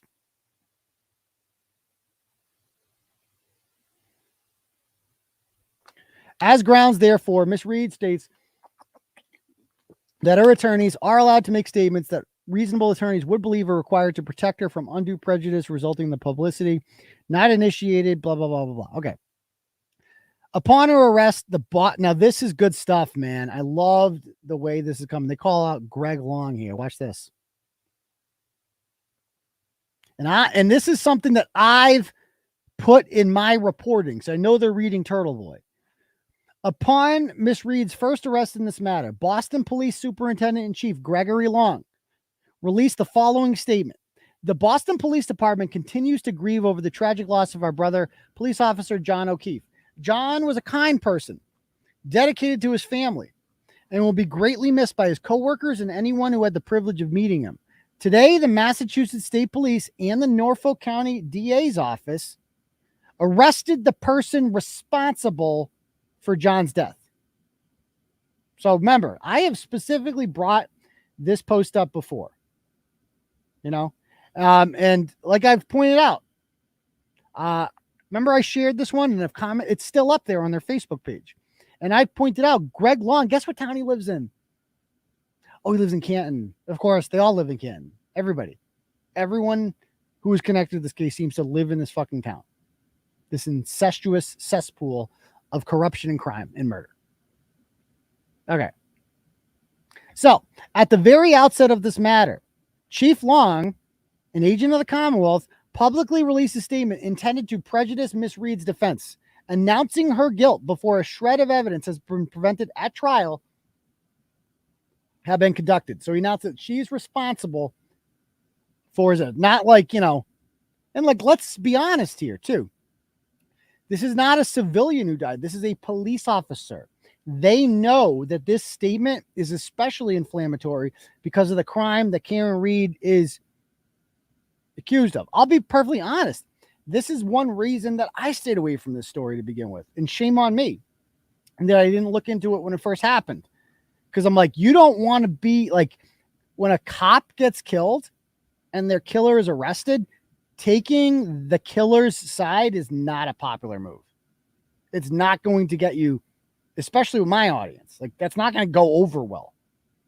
But clearly, this is no ordinary case. Like, imagine I had done that with Emmanuel Lopes, with Michael Chestnut. Oh, no. Emmanuel Lopes is not guilty. He's being framed. Imagine I said some shit like that. Like everyone would be like, you're a fucking douchebag and they're reading your stupid blog again. It's the same thing here. He knows that the murder of a police officer is going to carry extra weight with the public. And by vilifying her, not as a matter of opinion, but a matter of fact, that the killer, John's killer, has been found on February 2nd, he makes this statement, undeniably saying she did it. That is going to prejudice. You talk about Alan Jackson's statement. What about his statements? You guys have been prejudicing the public for fucking a year and a half. You had a head start.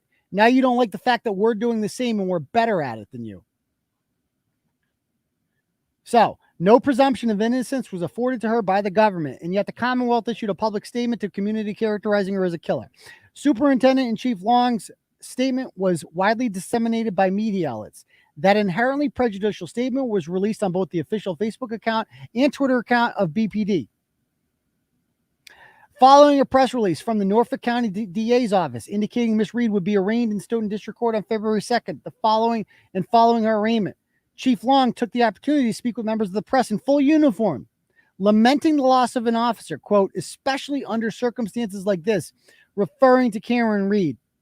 As of the date of this filing, a video posted by CBS Boston, which includes Chief Long's statement, has 83,000 views. Following Miss Reed's indictment by a grand jury in Norfolk County, the Norfolk County DA's office issued yet another press release naming Karen Reed as the sole suspect in the death of John O'Keefe. Only one. More recently, following revelations that Judge McCabe ran a Google search for how long to die in cold, both Miss McCabe's attorney, Kevin Reddington, and Canton Police Chief Helena Rafferty commented publicly. On April 20th, Chief Rafferty posted the following message on the Canton Police Department's Facebook and Twitter pages, in which she publicly contended that the facts presented by the defense were sensational accounts and that Miss Reed's defense attorneys were unconstrained. Good job, Chief Rafferty. Remember when this first happened? I wrote a blog about this, so I guess they're reading my blog. And I remember just thinking, like, why are you talking? What she starts it off by like, we shouldn't, normally we wouldn't comment on this. So then shut the fuck up. And she called it sensationalist. Like, what they're doing is sensationalist. She is attempting to discredit perfectly legitimate, factual news and reporting. From the onset, she realized how effective this was, and she's trying to cover it up. Because Chief Rafferty and every cop in the Canton Police Department knows full well what fucking happened. Every single one of them knows that Karen Reed did not kill him. They're not stupid. They do police work for a living. They know what happened that day. And they can't say anything. Well, they could, but they're just kind of pussies. Like, let's be honest, like every single member of the Canton Police Department, there are no good cops in the Canton Police Department. There is not a single good cop in the Canton Police Department. I know this because none of them are talking. This is your chance to be a good cop. This is your litmus test. I'm guessing there's probably 40 or 50 members of the Canton Police Department. Every single one of you is a coward. Every single one of you failed the most basic litmus test of ethics and honesty. Because every single one of you knows what happened. But you are more interested in protecting your job, and you don't like the fact, or you're uncomfortable with the fact that your coworker, Kevin Albert, is the brother of the killer. And so you go along with it and you sit there in silence as this innocent woman is accused and charged with murder, and the killers go free. Everyone's in danger. Colin Albert's a killer. Colin Albert will kill someone again. You don't think he will? What lesson has he learned from this? That he can get away with murder? Why would he stop? He's a psychopath. So this is what Helena Rafferty and these people with her statement were doing. Like, stop listening to Turtleboy. Stop listening to Alan Jackson. This is sensationalism. So the Canton police disgust me. Also, like Officers Saraf and Mulaney. They were the first two on the scene. What did they put in their report? What did they find there? And what did the guy with the leaf blower, what was his name again? Sean on the Gulf had his name. I forget his fucking name. He's a lieutenant now. I forget his name. What did they find at the scene? They found a bunch of broken cocktail glass, which they, as of 10:41 a.m., according to Trooper Detective Bukaki, according to him, that was still the motive. That was still what they assumed was the murder weapon, was the cocktail glass. They found the cocktail glass. They found him with one shoe on. And that's it. And they found a couple droplets of blood, despite the fact that he had allegedly been bleeding out of the back of his head uncontrollably and died for 5.5 hours. They found, and they put the droplets of blood in the snow in a Solo cup. That was it. That was the evidence. So my question for Saraf and Mulaney then is that 12 hours later, the state police, Michael Proctor and the CERT team, said that they found, after a foot of snow had fallen, mind you, said that they found some things that you guys missed. They found a whole bunch of taillight fragments. They were all over the place. Read that report. They found some here. They found some there. They were over here. They found a fucking shoe. I don't know if you noticed that, Saraf and Mulaney, when you got there, but he only had one shoe on. Didn't you wonder where the other shoe was? That might be something I go cross my mind. Where's his fucking shoe? So he got hit by a car and his shoe's missing? Huh? What's that? How does that make any sense? Maybe you should go inside. Maybe you should do something.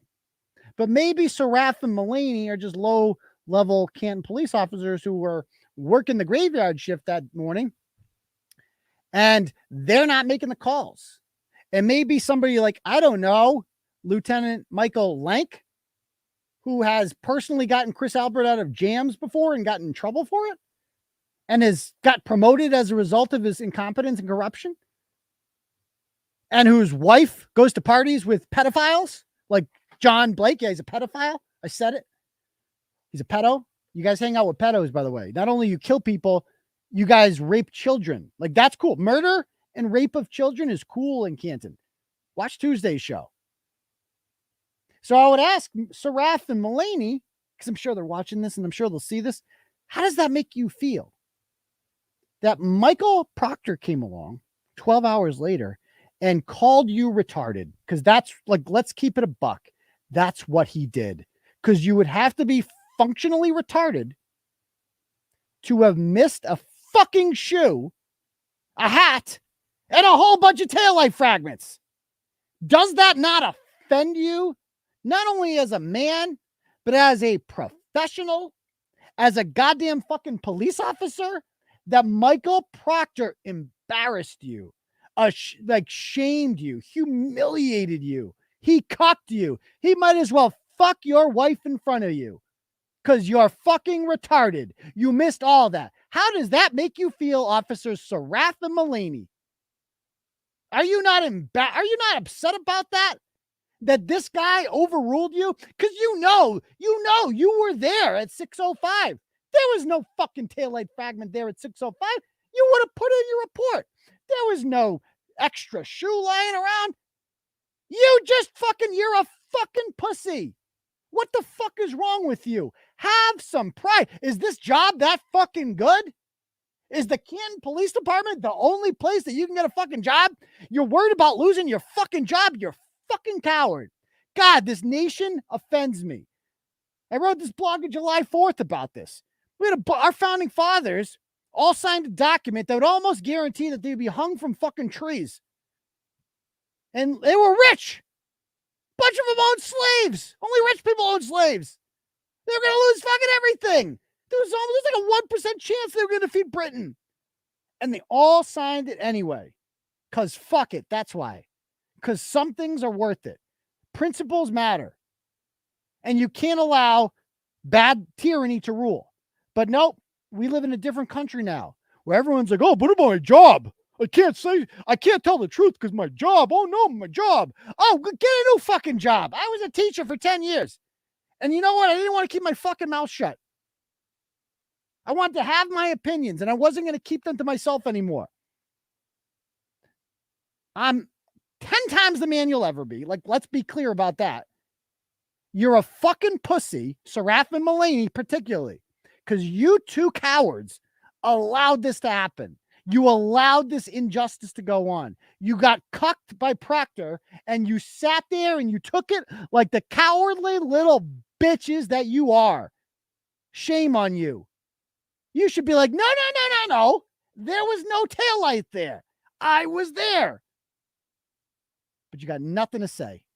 Nothing, because my job, you like your job? There's 351 towns in Massachusetts. You can't get a job in another fucking department? Is Sharon not hiring?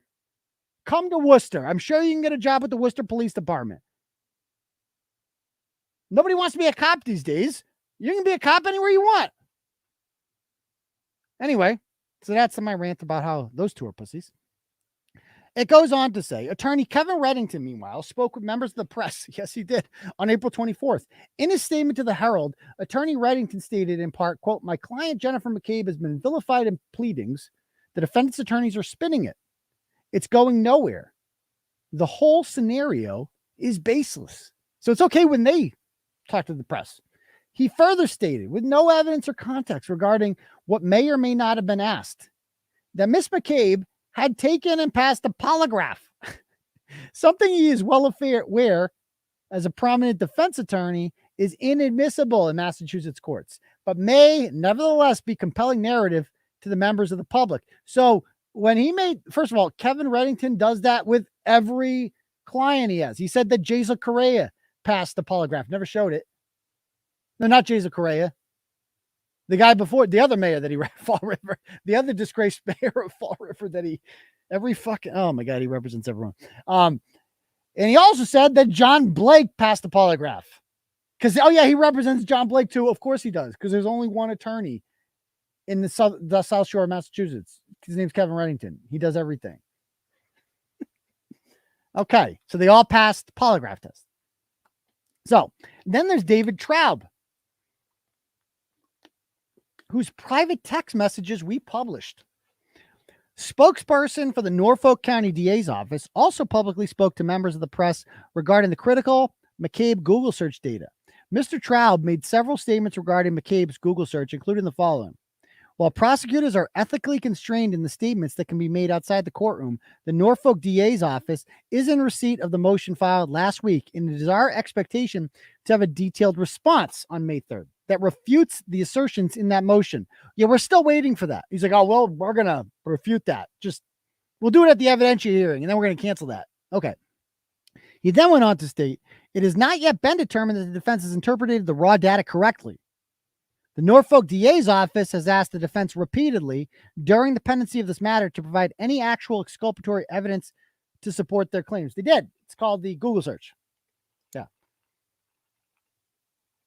In other words, despite the ethical constraints Traub claimed to cite, he nevertheless directly contacted the press to suggest that, number one, the defense team's interpretation of the Google search was incorrect, and number two, the defense team should provide any actual exculpatory evidence to the office of the DA, a request representing a total inversion of the burden of proof required in criminal cases, a burden that underpins the very foundation of the United States justice system. It is not the defense's job to provide exculpatory evidence like that. First of all, they already did. It's their job to prove that she did it. It goes on. On the date on May 3rd, the president of the State Police Association, that douchebag. Oh, I fucking hate that guy. What's his name? I forget his fucking name. He's a douchebag with the scally cap. Oh, the skinhead, flanked by other members of SPAM, publicly vouched for credibility of the prosecution's lead investigator, stating on the courthouse steps that, quote, he came out to throw his support behind Michael Proctor and the investigation. This case is actively going on. Our homicide detectives here in Massachusetts are the best in the country. Our solve rate is indicative of that. The association supports our members across the Commonwealth, and the facts of the case will speak for itself. In addition, McNamara, that's the fucking guy's name, McNamara. In addition, an attorney for Brian Albert stated in open court filings that the dog, Chloe, had no history of attacking human beings, and that she was rehomed because it got in a fight with another dog. The defense is asking the reader to conclude that the dog in question has a history of attacking human beings and that it was sent away because it was not violent towards people, that it was violent towards people. As with other defense assertions, that is not true. However, having now received and viewed the records from the Canton Animal Control, all parties are now aware that Mr. Albert's counsel lied. That the dog does attack other people. Finally, and perhaps most egregiously, on June 10th, immediately after, so again, they're trying to say that the defense has to be gagged because they're affecting public opinion with their statements outside of court. And what is Alan Jackson and David Yannetti and them doing here? They are putting together a list of all the times the other side has done that. And the court never took issue with it. They never took issue with Greg Henning just lying in open court. They never took issue with Traub making these statements. They never took issue with Superintendent Long making these statements. They never took issue with Patrick McNamara making these statements publicly. Never. Only when the defense is making statements are we suddenly worried about a jury pool being tainted by extrajudicial statements. Finally, and perhaps most egregiously, immediately after filing the instant motion requesting that the judge gag the defense team and prevent them from sharing details about the case outside the courtroom, the spokesperson for the Norfolk County DA's office told WCV Boston, where Brian Albert's attorney works as an analyst, that a newly available report prepared by the State Police Collision Analysis and Reconstruction Section establishes that Miss Reed operated her motor vehicle in reverse for a period of time before striking the victim. The title of the article published by WCVB reads, quote, Karen Reed murder case. Prosecution says they have new electronic vehicle data. Also asks judge to rein in defense comments. So it's okay when the prosecution goes to the media and makes statements that are completely untrue, that they cannot back up. That is a fucking lie. It is an outright lie that her black box shows that she reversed and killed John. Are you fucking kidding me? That is such a transparent lie. They lie they wouldn't lie like that. They lied and told you that the picture of Michael Proctor with Jen McCabe's kids wasn't actually your kids. If they'll lie about that when it's quite obvious that those are her kids, what won't they lie about? What won't they lie about?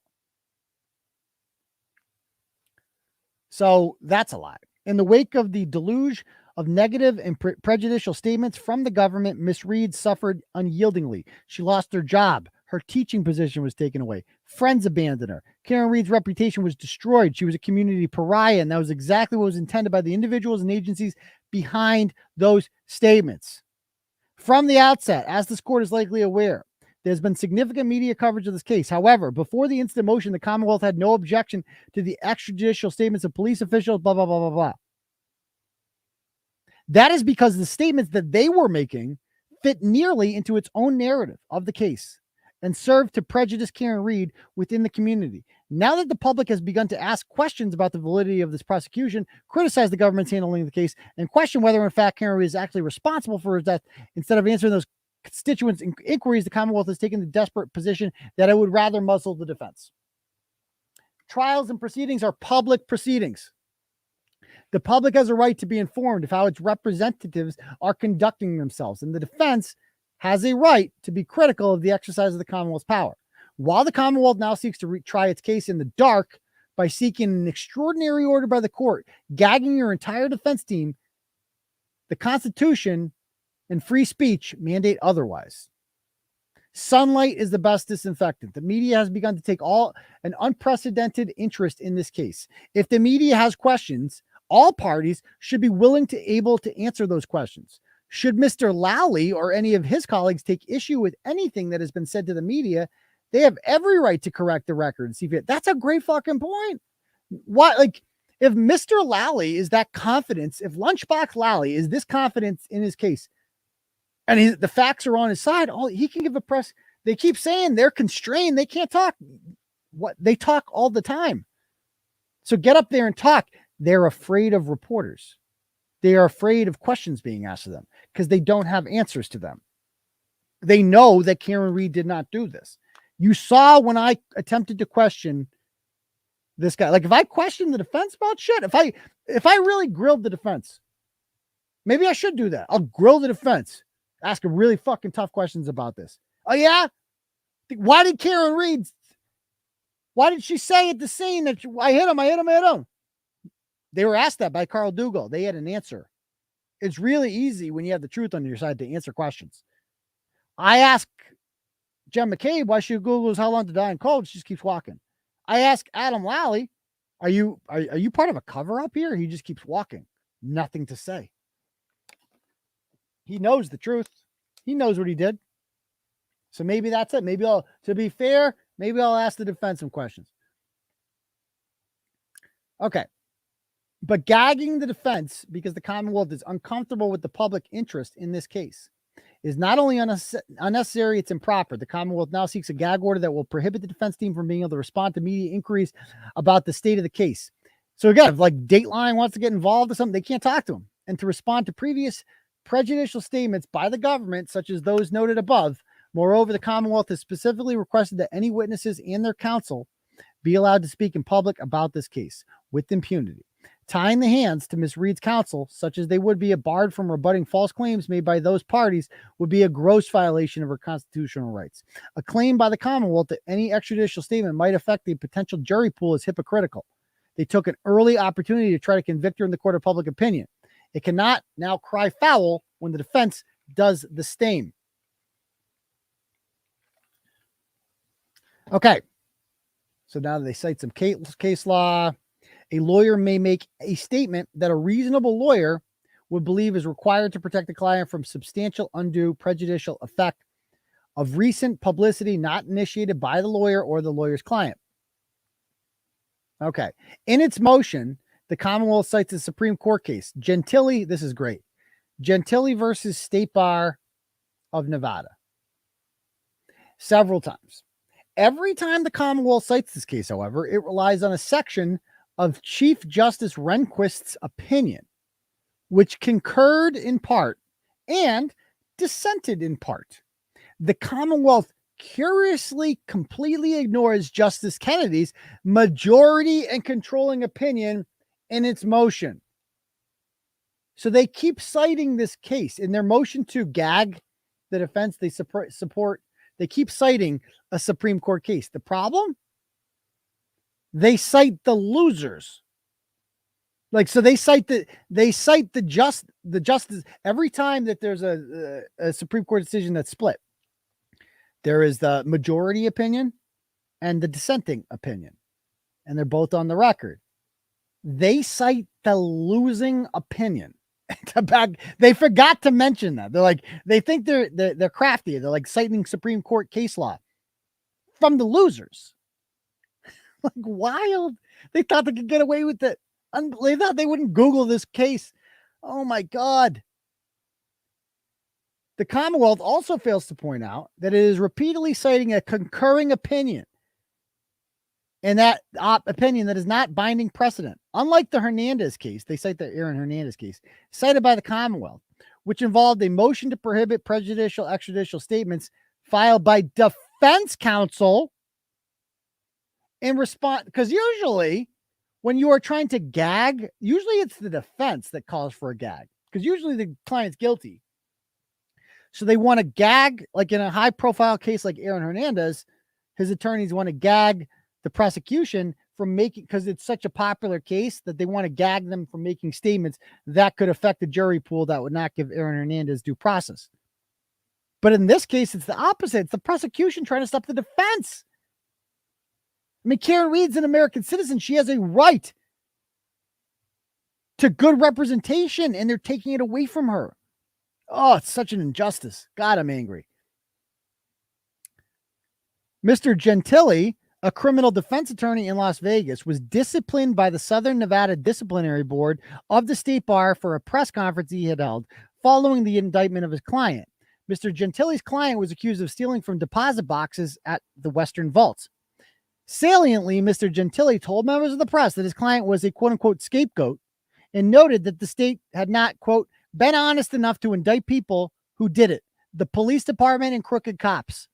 The deputy police chief involved in the investigation had previously announced that 2 detectives with access to the deposit boxes had been cleared as possible suspects. Local media reported that these 2 suspects had been cleared by a police investigator after passing lie detector tests. This is a case. So basically what's happening here, the case that the Commonwealth cited to gag them as past practice involves this guy Gentile. He's a lawyer in Nevada. And he makes these statements saying, my client didn't do nothing. Actually, this is a cover-up and he's being framed and the police did it. So that's just like what happened with Karen Reed, right? And on top of that, the 2 people who actually did the crime, the 2 crooked cops, they had already been cleared, much in the same way that like Brian Albert's been cleared or whatever. Well, he's never been investigated, but he's been cleared. And local media reported on that. And they announced that they even passed lie detector tests, just like with Reddington's, the same case. In addition, one of the alleged victims of this theft was also reported to have taken and passed a lie detector test. During his press conference, Mr. Gentile noted that some would-be trial witnesses and alleged victims had drug backgrounds, stating that I can't name which of the people have the drug backgrounds. I'm sure you guys can find that out by doing just a little investigative work. So that's like very similar to the statement that Alan Jackson made on the courthouse steps, in which he said, don't you guys want to ask some questions? And I'm like, I do. And he goes, I know you do. I do. A member of the press questioned Mr. Gentile regarding alleged FBI involvement in the case. I have seen reports that the FBI seems to think along the lines that you do. Well, I couldn't agree with them more. Do you know anything about it? Yes, I do, but I'm not in a position to discuss that now. Following the acquittal of his client, Mr. Gentile was disciplined by the Southern Nevada Disciplinary Board for having violated Nevada Supreme Court Rule 177, a rule governing pretrial publicity almost identical to the ABA model rule of professional conduct 3.6 during this press conference. In reversing this action by the state bar, the Supreme Court of the United States held that Nevada's application of Rule 177 violated the First Amendment, and that nothing Mr. Gentile said created any real threat of prejudice, either to his client's right to a fair trial or the enforcement of his criminal laws. This is fucking wild. Like, I know this is a lot of legal shit, a little confusing sometimes. This is wild. What has happened here is the Commonwealth, in trying to gag Karen Reed's attorneys, has cited a case, a Supreme Court decision, in which they said, see, we can gag him because this guy in Nevada, Larry Gentile, he was gagged. Except the case that they're citing ruled the opposite of that. They cited the dissenting opinion, not the majority opinion. So they cited Judge Rehnquist when they should have cited Judge Kennedy, Justice Kennedy. Oh my God. It's so embarrassing. Oh, yeah. We got to get Rakita Law. We got to get Nick. We got to talk to Nick again. He would love this shit. Got to get Nick on this again. It goes on to say, following the acquittal of his client, I'll use the Justice Kennedy's majority opinion noted that, quote, there is no question that speech critical of the exercise of the state's power lies at the very center of the First Amendment. It would be difficult to single out any aspect of government of higher concern and importance to the people than the manner in which criminals are conducted. Public vigilance serves us well. Every criminal trial is subject to contemporaneous review in the forum of public opinion is an effective restraint on possible abuse of judicial power. The Supreme Court said this, that the court of public opinion in getting the shit out there is a check on an abuse of judicial power. Well said. Justice Kennedy further noted that public awareness and criticism have been even greater importance, as here they concern allegations of police corruption. Sound familiar?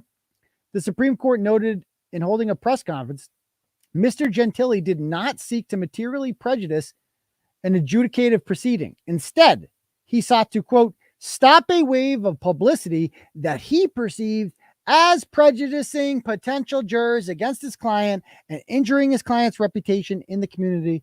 This is amazing. I can't believe they cited this fucking case. Like, that proves the exact opposite of what they're trying to do. Mr. Gentili had acted in part, as the court noted, because the investigation had taken its toll on his client. His client was not a man in good health. Mr. Gentili had lost a ground lease of property of his prior to indictment based purely on suspicion of wrongdoing. The similarities are very uncanny. The defense accused, so we've gone over all these similarities. Justice Kennedy's majority opinion states an attorney's duties do not begin inside the courtroom door. He or she cannot ignore the practical implications of a legal proceeding for a client. An attorney may take reasonable steps to defend a client's reputation and reduce the adverse consequences of indictment, especially in the face of prosecution deemed unjust or commenced with improper motives, just like this one. A defense attorney may pursue lawful strategies to obtain a dismissal of an indictment or reduction of charges, including an attempt to demonstrate in the court of public opinion that the client does not deserve to be tried. The court found that since the potential jury pool in Clark County, Nevada, consisted of 600,000 people, and since Mr. Gentili's statements were made at a time when he knew a jury would not be impaneled for at least 6 months, there was no likelihood of prejudice based on his statements to the press. Similarly, here, no trial in this matter date has been set, and the population of Norfolk County was roughly 725,000. So they said that, look at what he said, what Gentili said, the Supreme Court is fair. It's not going to prejudice a jury because there's 600,000 people that live in Clark County, and there was the trial's not going to be for at least 6 months. So he's not whatever. Karen Reed's trial is not going to be for at least a year. And Norfolk County is bigger than Clark County. And so that gets ridiculous. Man, they got everything to back them up. They got everything to back them up. And again, I can't emphasize this enough. This was a decision they cited that the Commonwealth decided that is completely the opposite of what they are representing it to be. Because they cited the losing opinion. Critically, the Gentili court noted that the respondent, and it's Amici, or however you pronounce that, did not present a single case where statements of the defense attorney had managed to prejudice the prosecution of the state's case. The Gentili court further notes, only the occasional case presents a danger of prejudice from pretrial publicity. Okay. Research shows that in the very few instances when jurors have been exposed to extensive and prejudicial publicity, that they're able to disregard it and base their verdict based on evidence presented to the court. I mean, this is wild.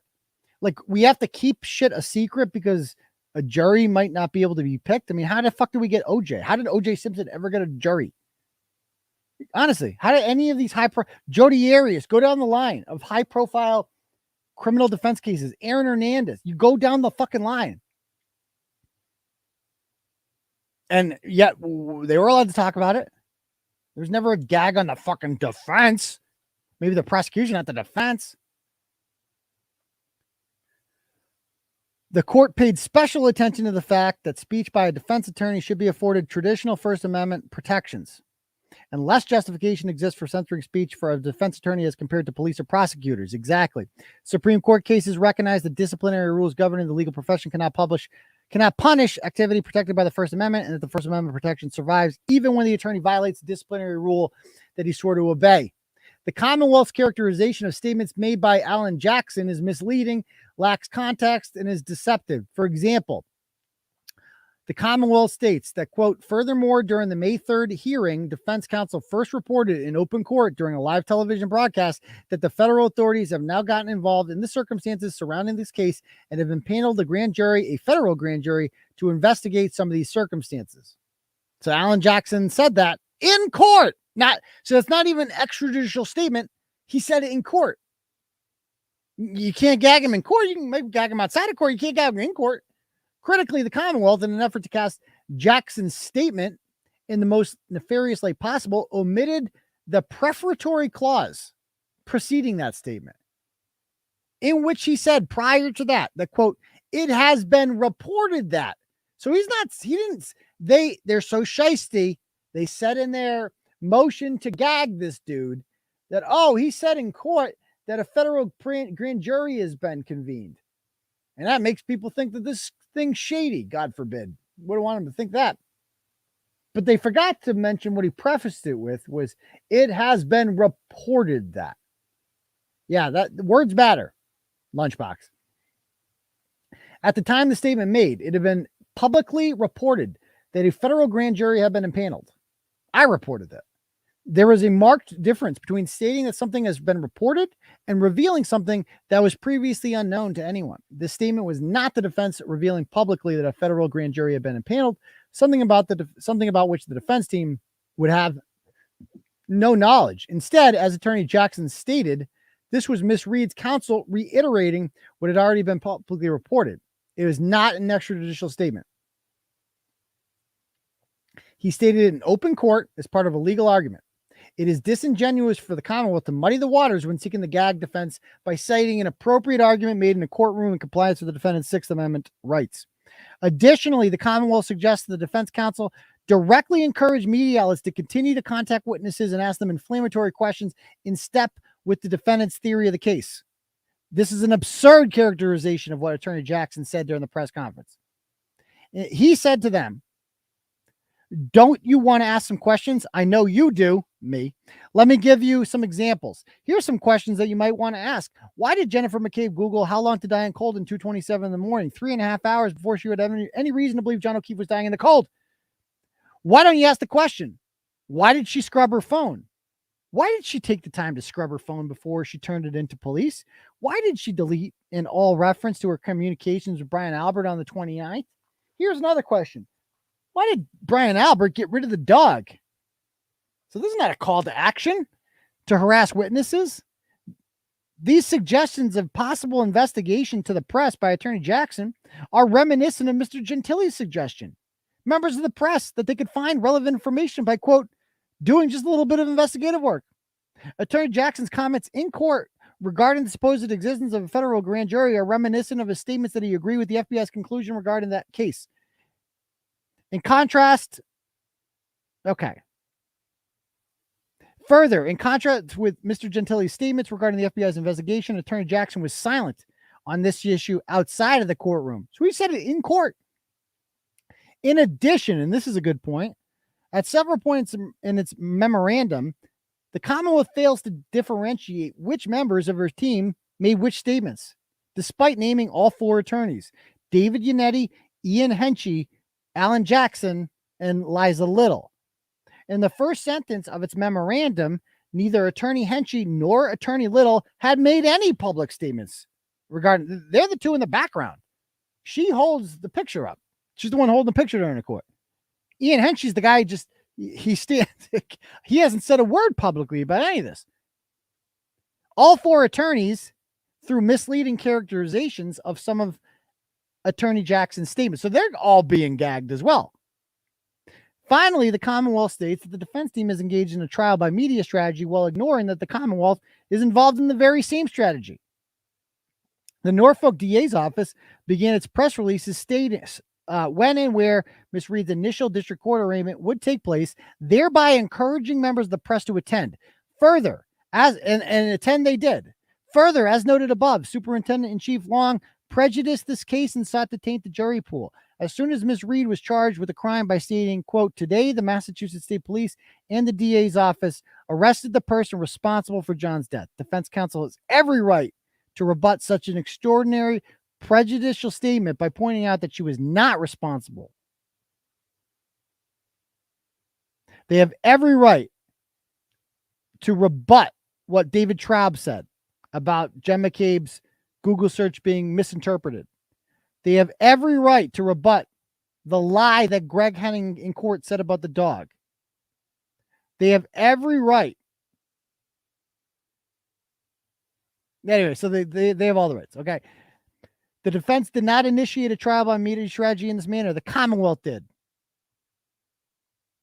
Okay. So that you guys got the point there. The Commonwealth proposed gag order, if allowed, would be an impermissible viewpoint-based prior restraint on speech. I love that term, prior restraint. That is Mark Randazza, my favorite attorney. He's represented me in several matters like that.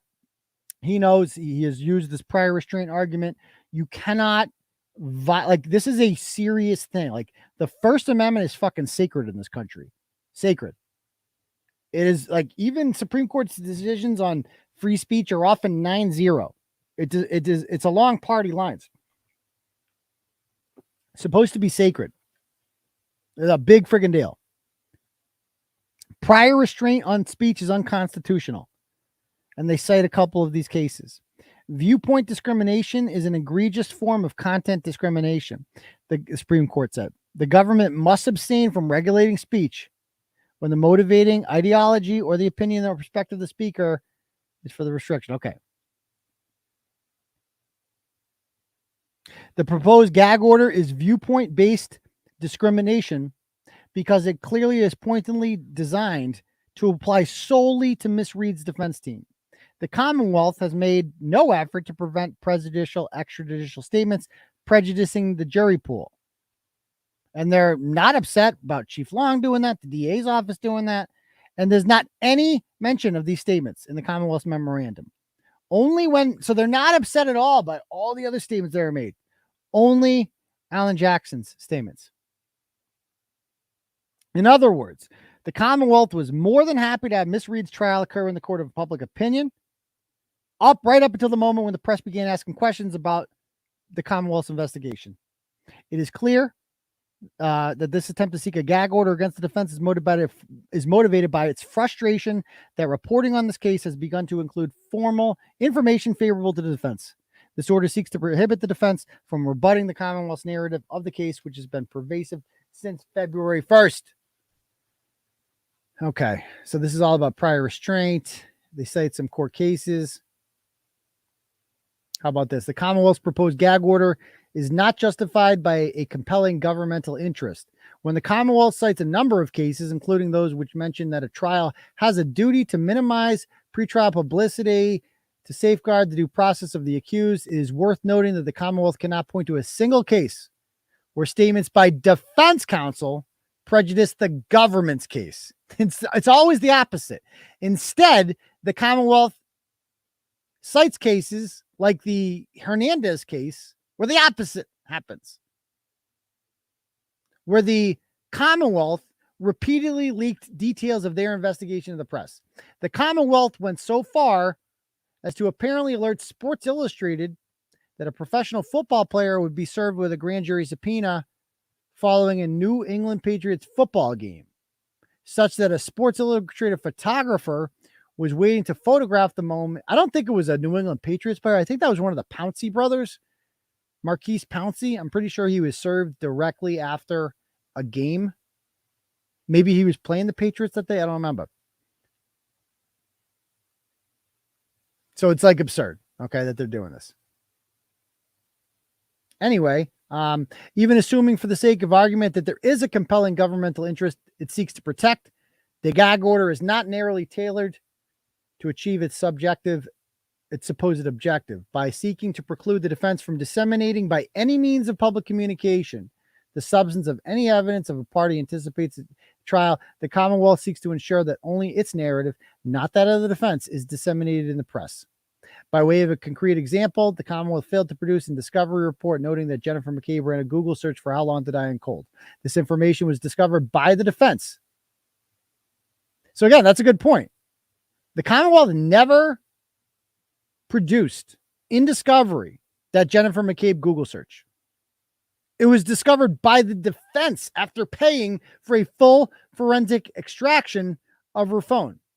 Had the Commonwealth's order been in effect at the time, the defense presumably would have been precluded from disseminating by any public communication. That includes in court filings that it uncovered this Google search. So let's suppose the defense, if this gag order is put in place And the defense finds another Google search. Like Jen McCabe's like, what should I do if I, like how to fuck Brian Albert in front of Matt McCabe, something like that. Well, they can't even bring it up. They can't bring any of this up. If they discover shit, even in court filings, they can't bring it up. A protective order prevents a party from disseminating only that information obtained through the use of the discovery process. Thus, the party may disseminate the identical information covered by the protective order as long as the information is gained through means independent of the court's processes. It does not authorize the court to dictate how the defendant's own materials not obtained through discovery should be dealt with. So, goes on and basically says that every criminal trial is subject to containment. Okay, so I think we get the point here. Yeah. Okay, so there we go. This is going to be good. This is all notes, I think. Okay. So this is good shit. This is so well written and it's so compelling. But what's fucked up about this is we know what's going to happen. We already know. We're not like, we all know what's going to happen.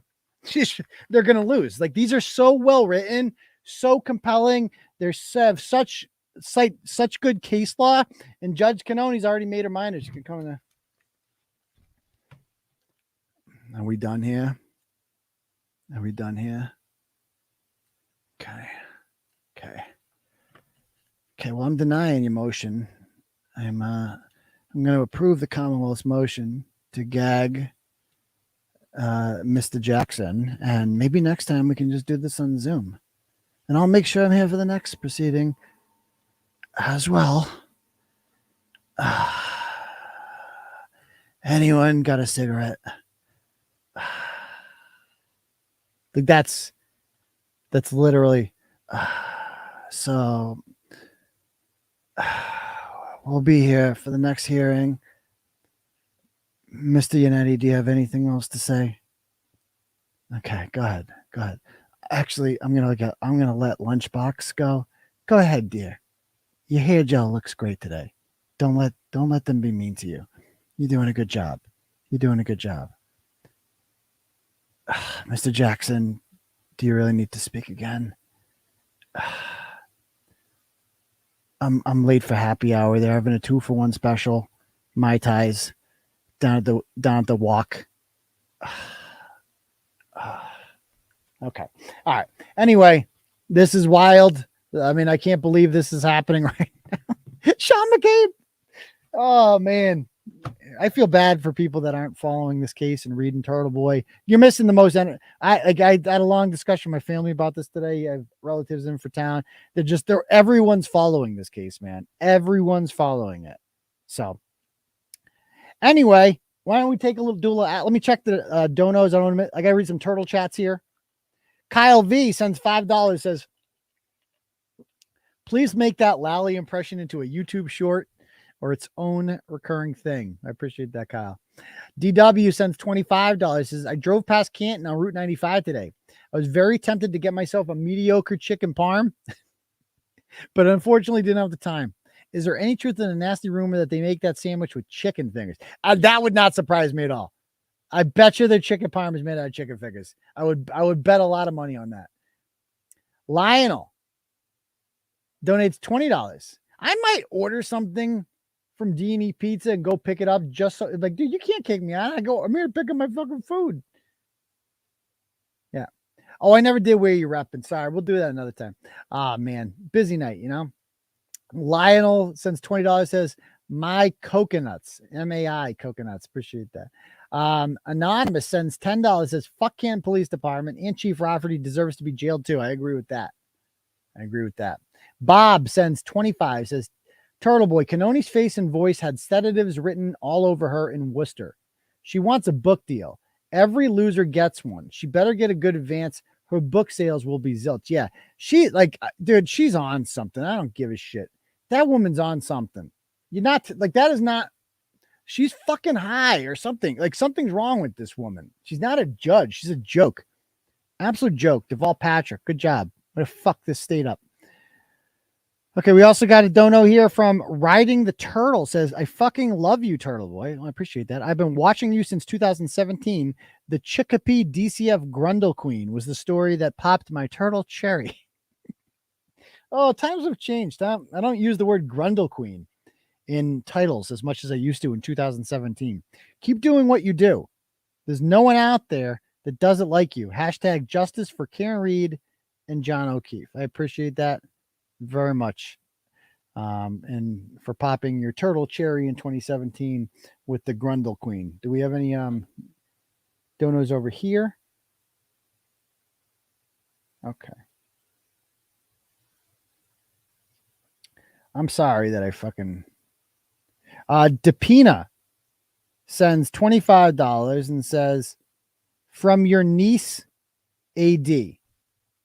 Thanks, Uncle Turtleboy. So A Depino, thank you. San Possible sends $9 on Cash App and says, from Savage Possible, keep it going. I appreciate that. Just got another one here from Marianne. Sends $20 for wasn't Bev still presiding over the Chestnut case on 7-2? Yeah, she was. She was, but I don't think you can tap out in the middle of like a trial like that. So yeah. So there's that. Okay. If anyone else wants to donate, Cash App, the link is at the top for the Turtle Chat, and the Cash App is $ Uncle Turtleboy. Okay, why don't we do a little Ask Turtleboy? I'll go to the comments here. If you guys have any comments or questions you want to ask, fire away. I'm going to give precedent to what's the word I'm looking for? I'm going to read the Rumble comments first. No reason for a gag order. I agree with that. Just subscribe. Sorry it took so long. I owe you at this point. You don't owe me anything. Thank you, sir. I love the comedy on Aunt Bev. I appreciate that. No offense to Turtleboy, but the audience isn't that great in comparison. I could see proposing a gag order of all media outlets we're covering in the corruption angle of the McCabe Albert connections. Okay, mainstream media, he's saying, isn't covering this. I agree. I mean, they're not covering it in the same way I am. But I appreciate that. Ewat says best episode ever. I agree with that one. I think this has been a very good. What a crowd we had tonight, huh? The story just never goes away. It never gets old. I have nothing to ask, but do the Cannone voice. You guys, this is show done, guys. Just want to go upstairs and just smoke a bowl. Do I really need to plug? Do I really need to? Are we done? Do you have anything else? Anyone else have any questions? Oh, you do? Okay. All right. Any other questions? Can you play Colin's Bang Bang video? I don't really feel like digging that up right now. We didn't even get to the other stuff. We didn't get to like the juror, the Chestnut one. We got to talk about her sometime, maybe Tuesday. What happened if Auntie Bev denies the recusal? When Auntie Bev denies the recusal? No, nothing can be done. But all of this is just documented now. Now it's on the record for when this gets appealed. Like, this is going to hurt her rep. I hope Auntie Bev is watching. And like, I hope you know the damage this is going to do to your reputation. You have a chance now to right the ship, Auntie Bev. But it's not going so well. Again, you got to get out of the bubble. You got to get out of the Canton bubble. The Chris Albert bubble. Out here in reality, real world, we all know you're crooked. You don't want to look that crooked. Can we just do the show on Zoom? Who deleted those minutes from the Canton video? Michael Proctor did. He was in charge of the investigation by that point. I mean, the Canton police just got cucked in all this. Saraf and Mulaney were made to look incompetent. They got cucked, and they stood there and took it like the good little bitches they are, because they are afraid of getting a job in another town. I'm going to find them. We're going to audit the fuck out of them. The trial would not be for at least a year, and I highly doubt we'll even get to there, because I am pretty confident the federal indictment will happen long before that happens. Yeah, Tom Mountain voice still reigns all. Nothing's better than Tom Mountain voice. Cannone rolling her eyes. I mean, that says a lot, doesn't it? What timing, too?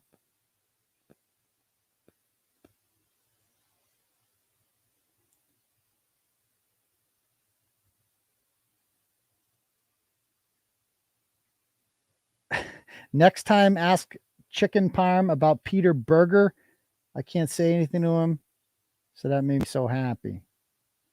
I'll take your word for it. So she sent me 2 videos here. I need your number to send you the video. It won't. I got your video. He just told me, oh, this is great. You got to see this girl's picture. Hold on. She sent me. You got to see this picture. Look at this picture. This is so fucking good.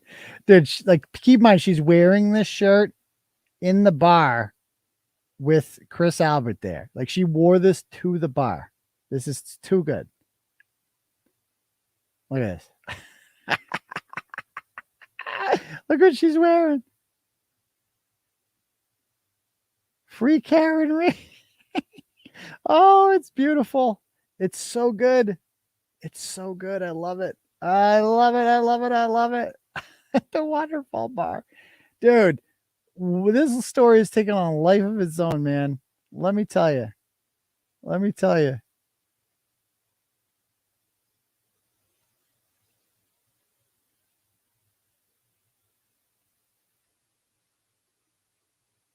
Okay.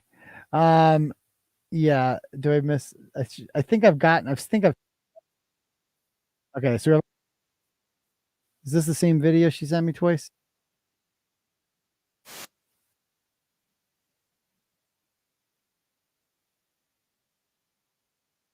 Oh wait, there's another Chris Albert video.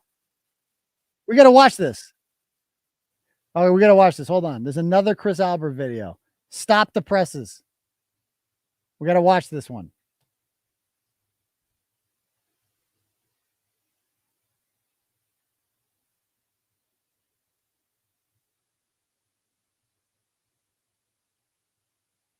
Let's watch this. Smoking a cigarette. Or is this a different angle? You have nothing to hide. Why you acting? Oh, it's a different angle of the same video. Because you were fucking being all weird to me. You know, I was sitting across the bar. You were across from me. I was looking. Where else am I going to look? In the fucking air? I didn't stare. You stared at me. You're sitting right across the bar from me. I saw what you did. What did I do? Why would I? What did I do? I can't believe he did this. What did I do? I didn't take pictures of you. How did I take a picture of you? I was on the So phone. if you want to have a serious conversation, Yeah, let's have a serious why don't you conversation. put your phone in your pocket? We can have a serious conversation. I want to have a conversation with you. Then why you follow me to my I'm going to car? my car. Where's your car? Right there. Black pickup truck. That one there? Yeah. The black pickup truck? Yeah. I'm going home with you. I'm going home with you. I want to see what Canton's all about. What is your kids all about? Really? Yeah. Do you? Are you that fucking sad in That's your it. life that you're No, you're doing this? framing an innocent woman. Am I really? Because Karen Reed fucking ran John over. Oh, yeah? You have no fucking Okay. clue. Okay. Yeah, no clue. Yep. That's Yeah, why you Colin don't has know. bruises You all have over his zero. body. You have zero Yep. clue. Okay. Zero clue. You're an And the imbecile. whole You're. state believes that Oh, you're you're guilty. okay. You're Oh, this is dancing in a badass. fucking- Not giving anything. I'm a loser. You're the loser. You're arguing with a woman in a parking lot. I'm going to my car. Chris Albert got punked by a woman. The car rescues my car. This one Oh, here. yeah, pull me over all day long. I don't give a This one fuck. here. Yeah. Okay. This one here. Yeah, that one there. Very good question, Patriotic. Oh, that was good. That was We're too smoking good. a cigarette. Okay. All right. So, anybody else have any other questions or anything you want to talk about before we call it a night? Great job, Deanna. I think she deserves a free T-shirt. Send me a link to whatever T-shirt you want, because anyone you want, anything you want from the Turtleboy store, it's on me. Send it to me. Give me your address, and I'll send it to you right away. Just give me a size and color. We can make that happen. All right. It's like, why not talk about, like, why does she need to put her cell phone away to have this conversation? Why can't you talk about it publicly? Like, what do you have to hide? God, these people. I'd be so happy to talk about it publicly. Thoughts on Tucker interviewing the Republican candidates? Trump is a pussy. He's scared. I mean, Trump is in a position. He's winning by so much in the polls where he's like, he has nothing to gain by doing it. But yeah, I mean, I thought DeSantis did great. I'm a DeSantis stan. Everybody knows that. And it's just, like, they're so scared of him They don't want DeSantis to get anywhere. Bottom line. But everybody knows DeSantis would be much better. But it is what it is. All right. Any other questions?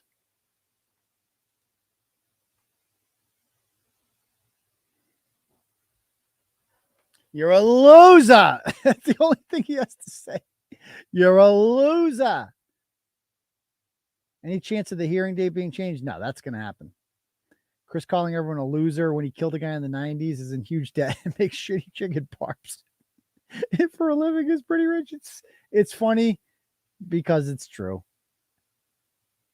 It's funny because it's true.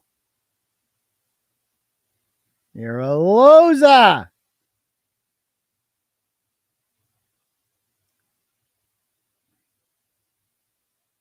So I'm just making sure I don't miss any turtle chats. We got a turtle chat here from Kathleen. Sends $10. She says, bang, bang. That's all. Appreciate that, Kathleen. Thank you. Bang, bang. Advantage boys, take that. All right, guys. So I guess we're going to call it a night. So we will see you guys all on Tuesday night for the next episode of the live show. I got some family shit to do tomorrow. I don't know if I'll have time to write about this, but I will be writing about it soon. So stay tuned. It's going to be good shit. And we will see you guys all for the next episode of Turtleboy Live on Tuesday. Peace, Turtle Rise, and thanks for all the love. I really appreciate you guys. Peace.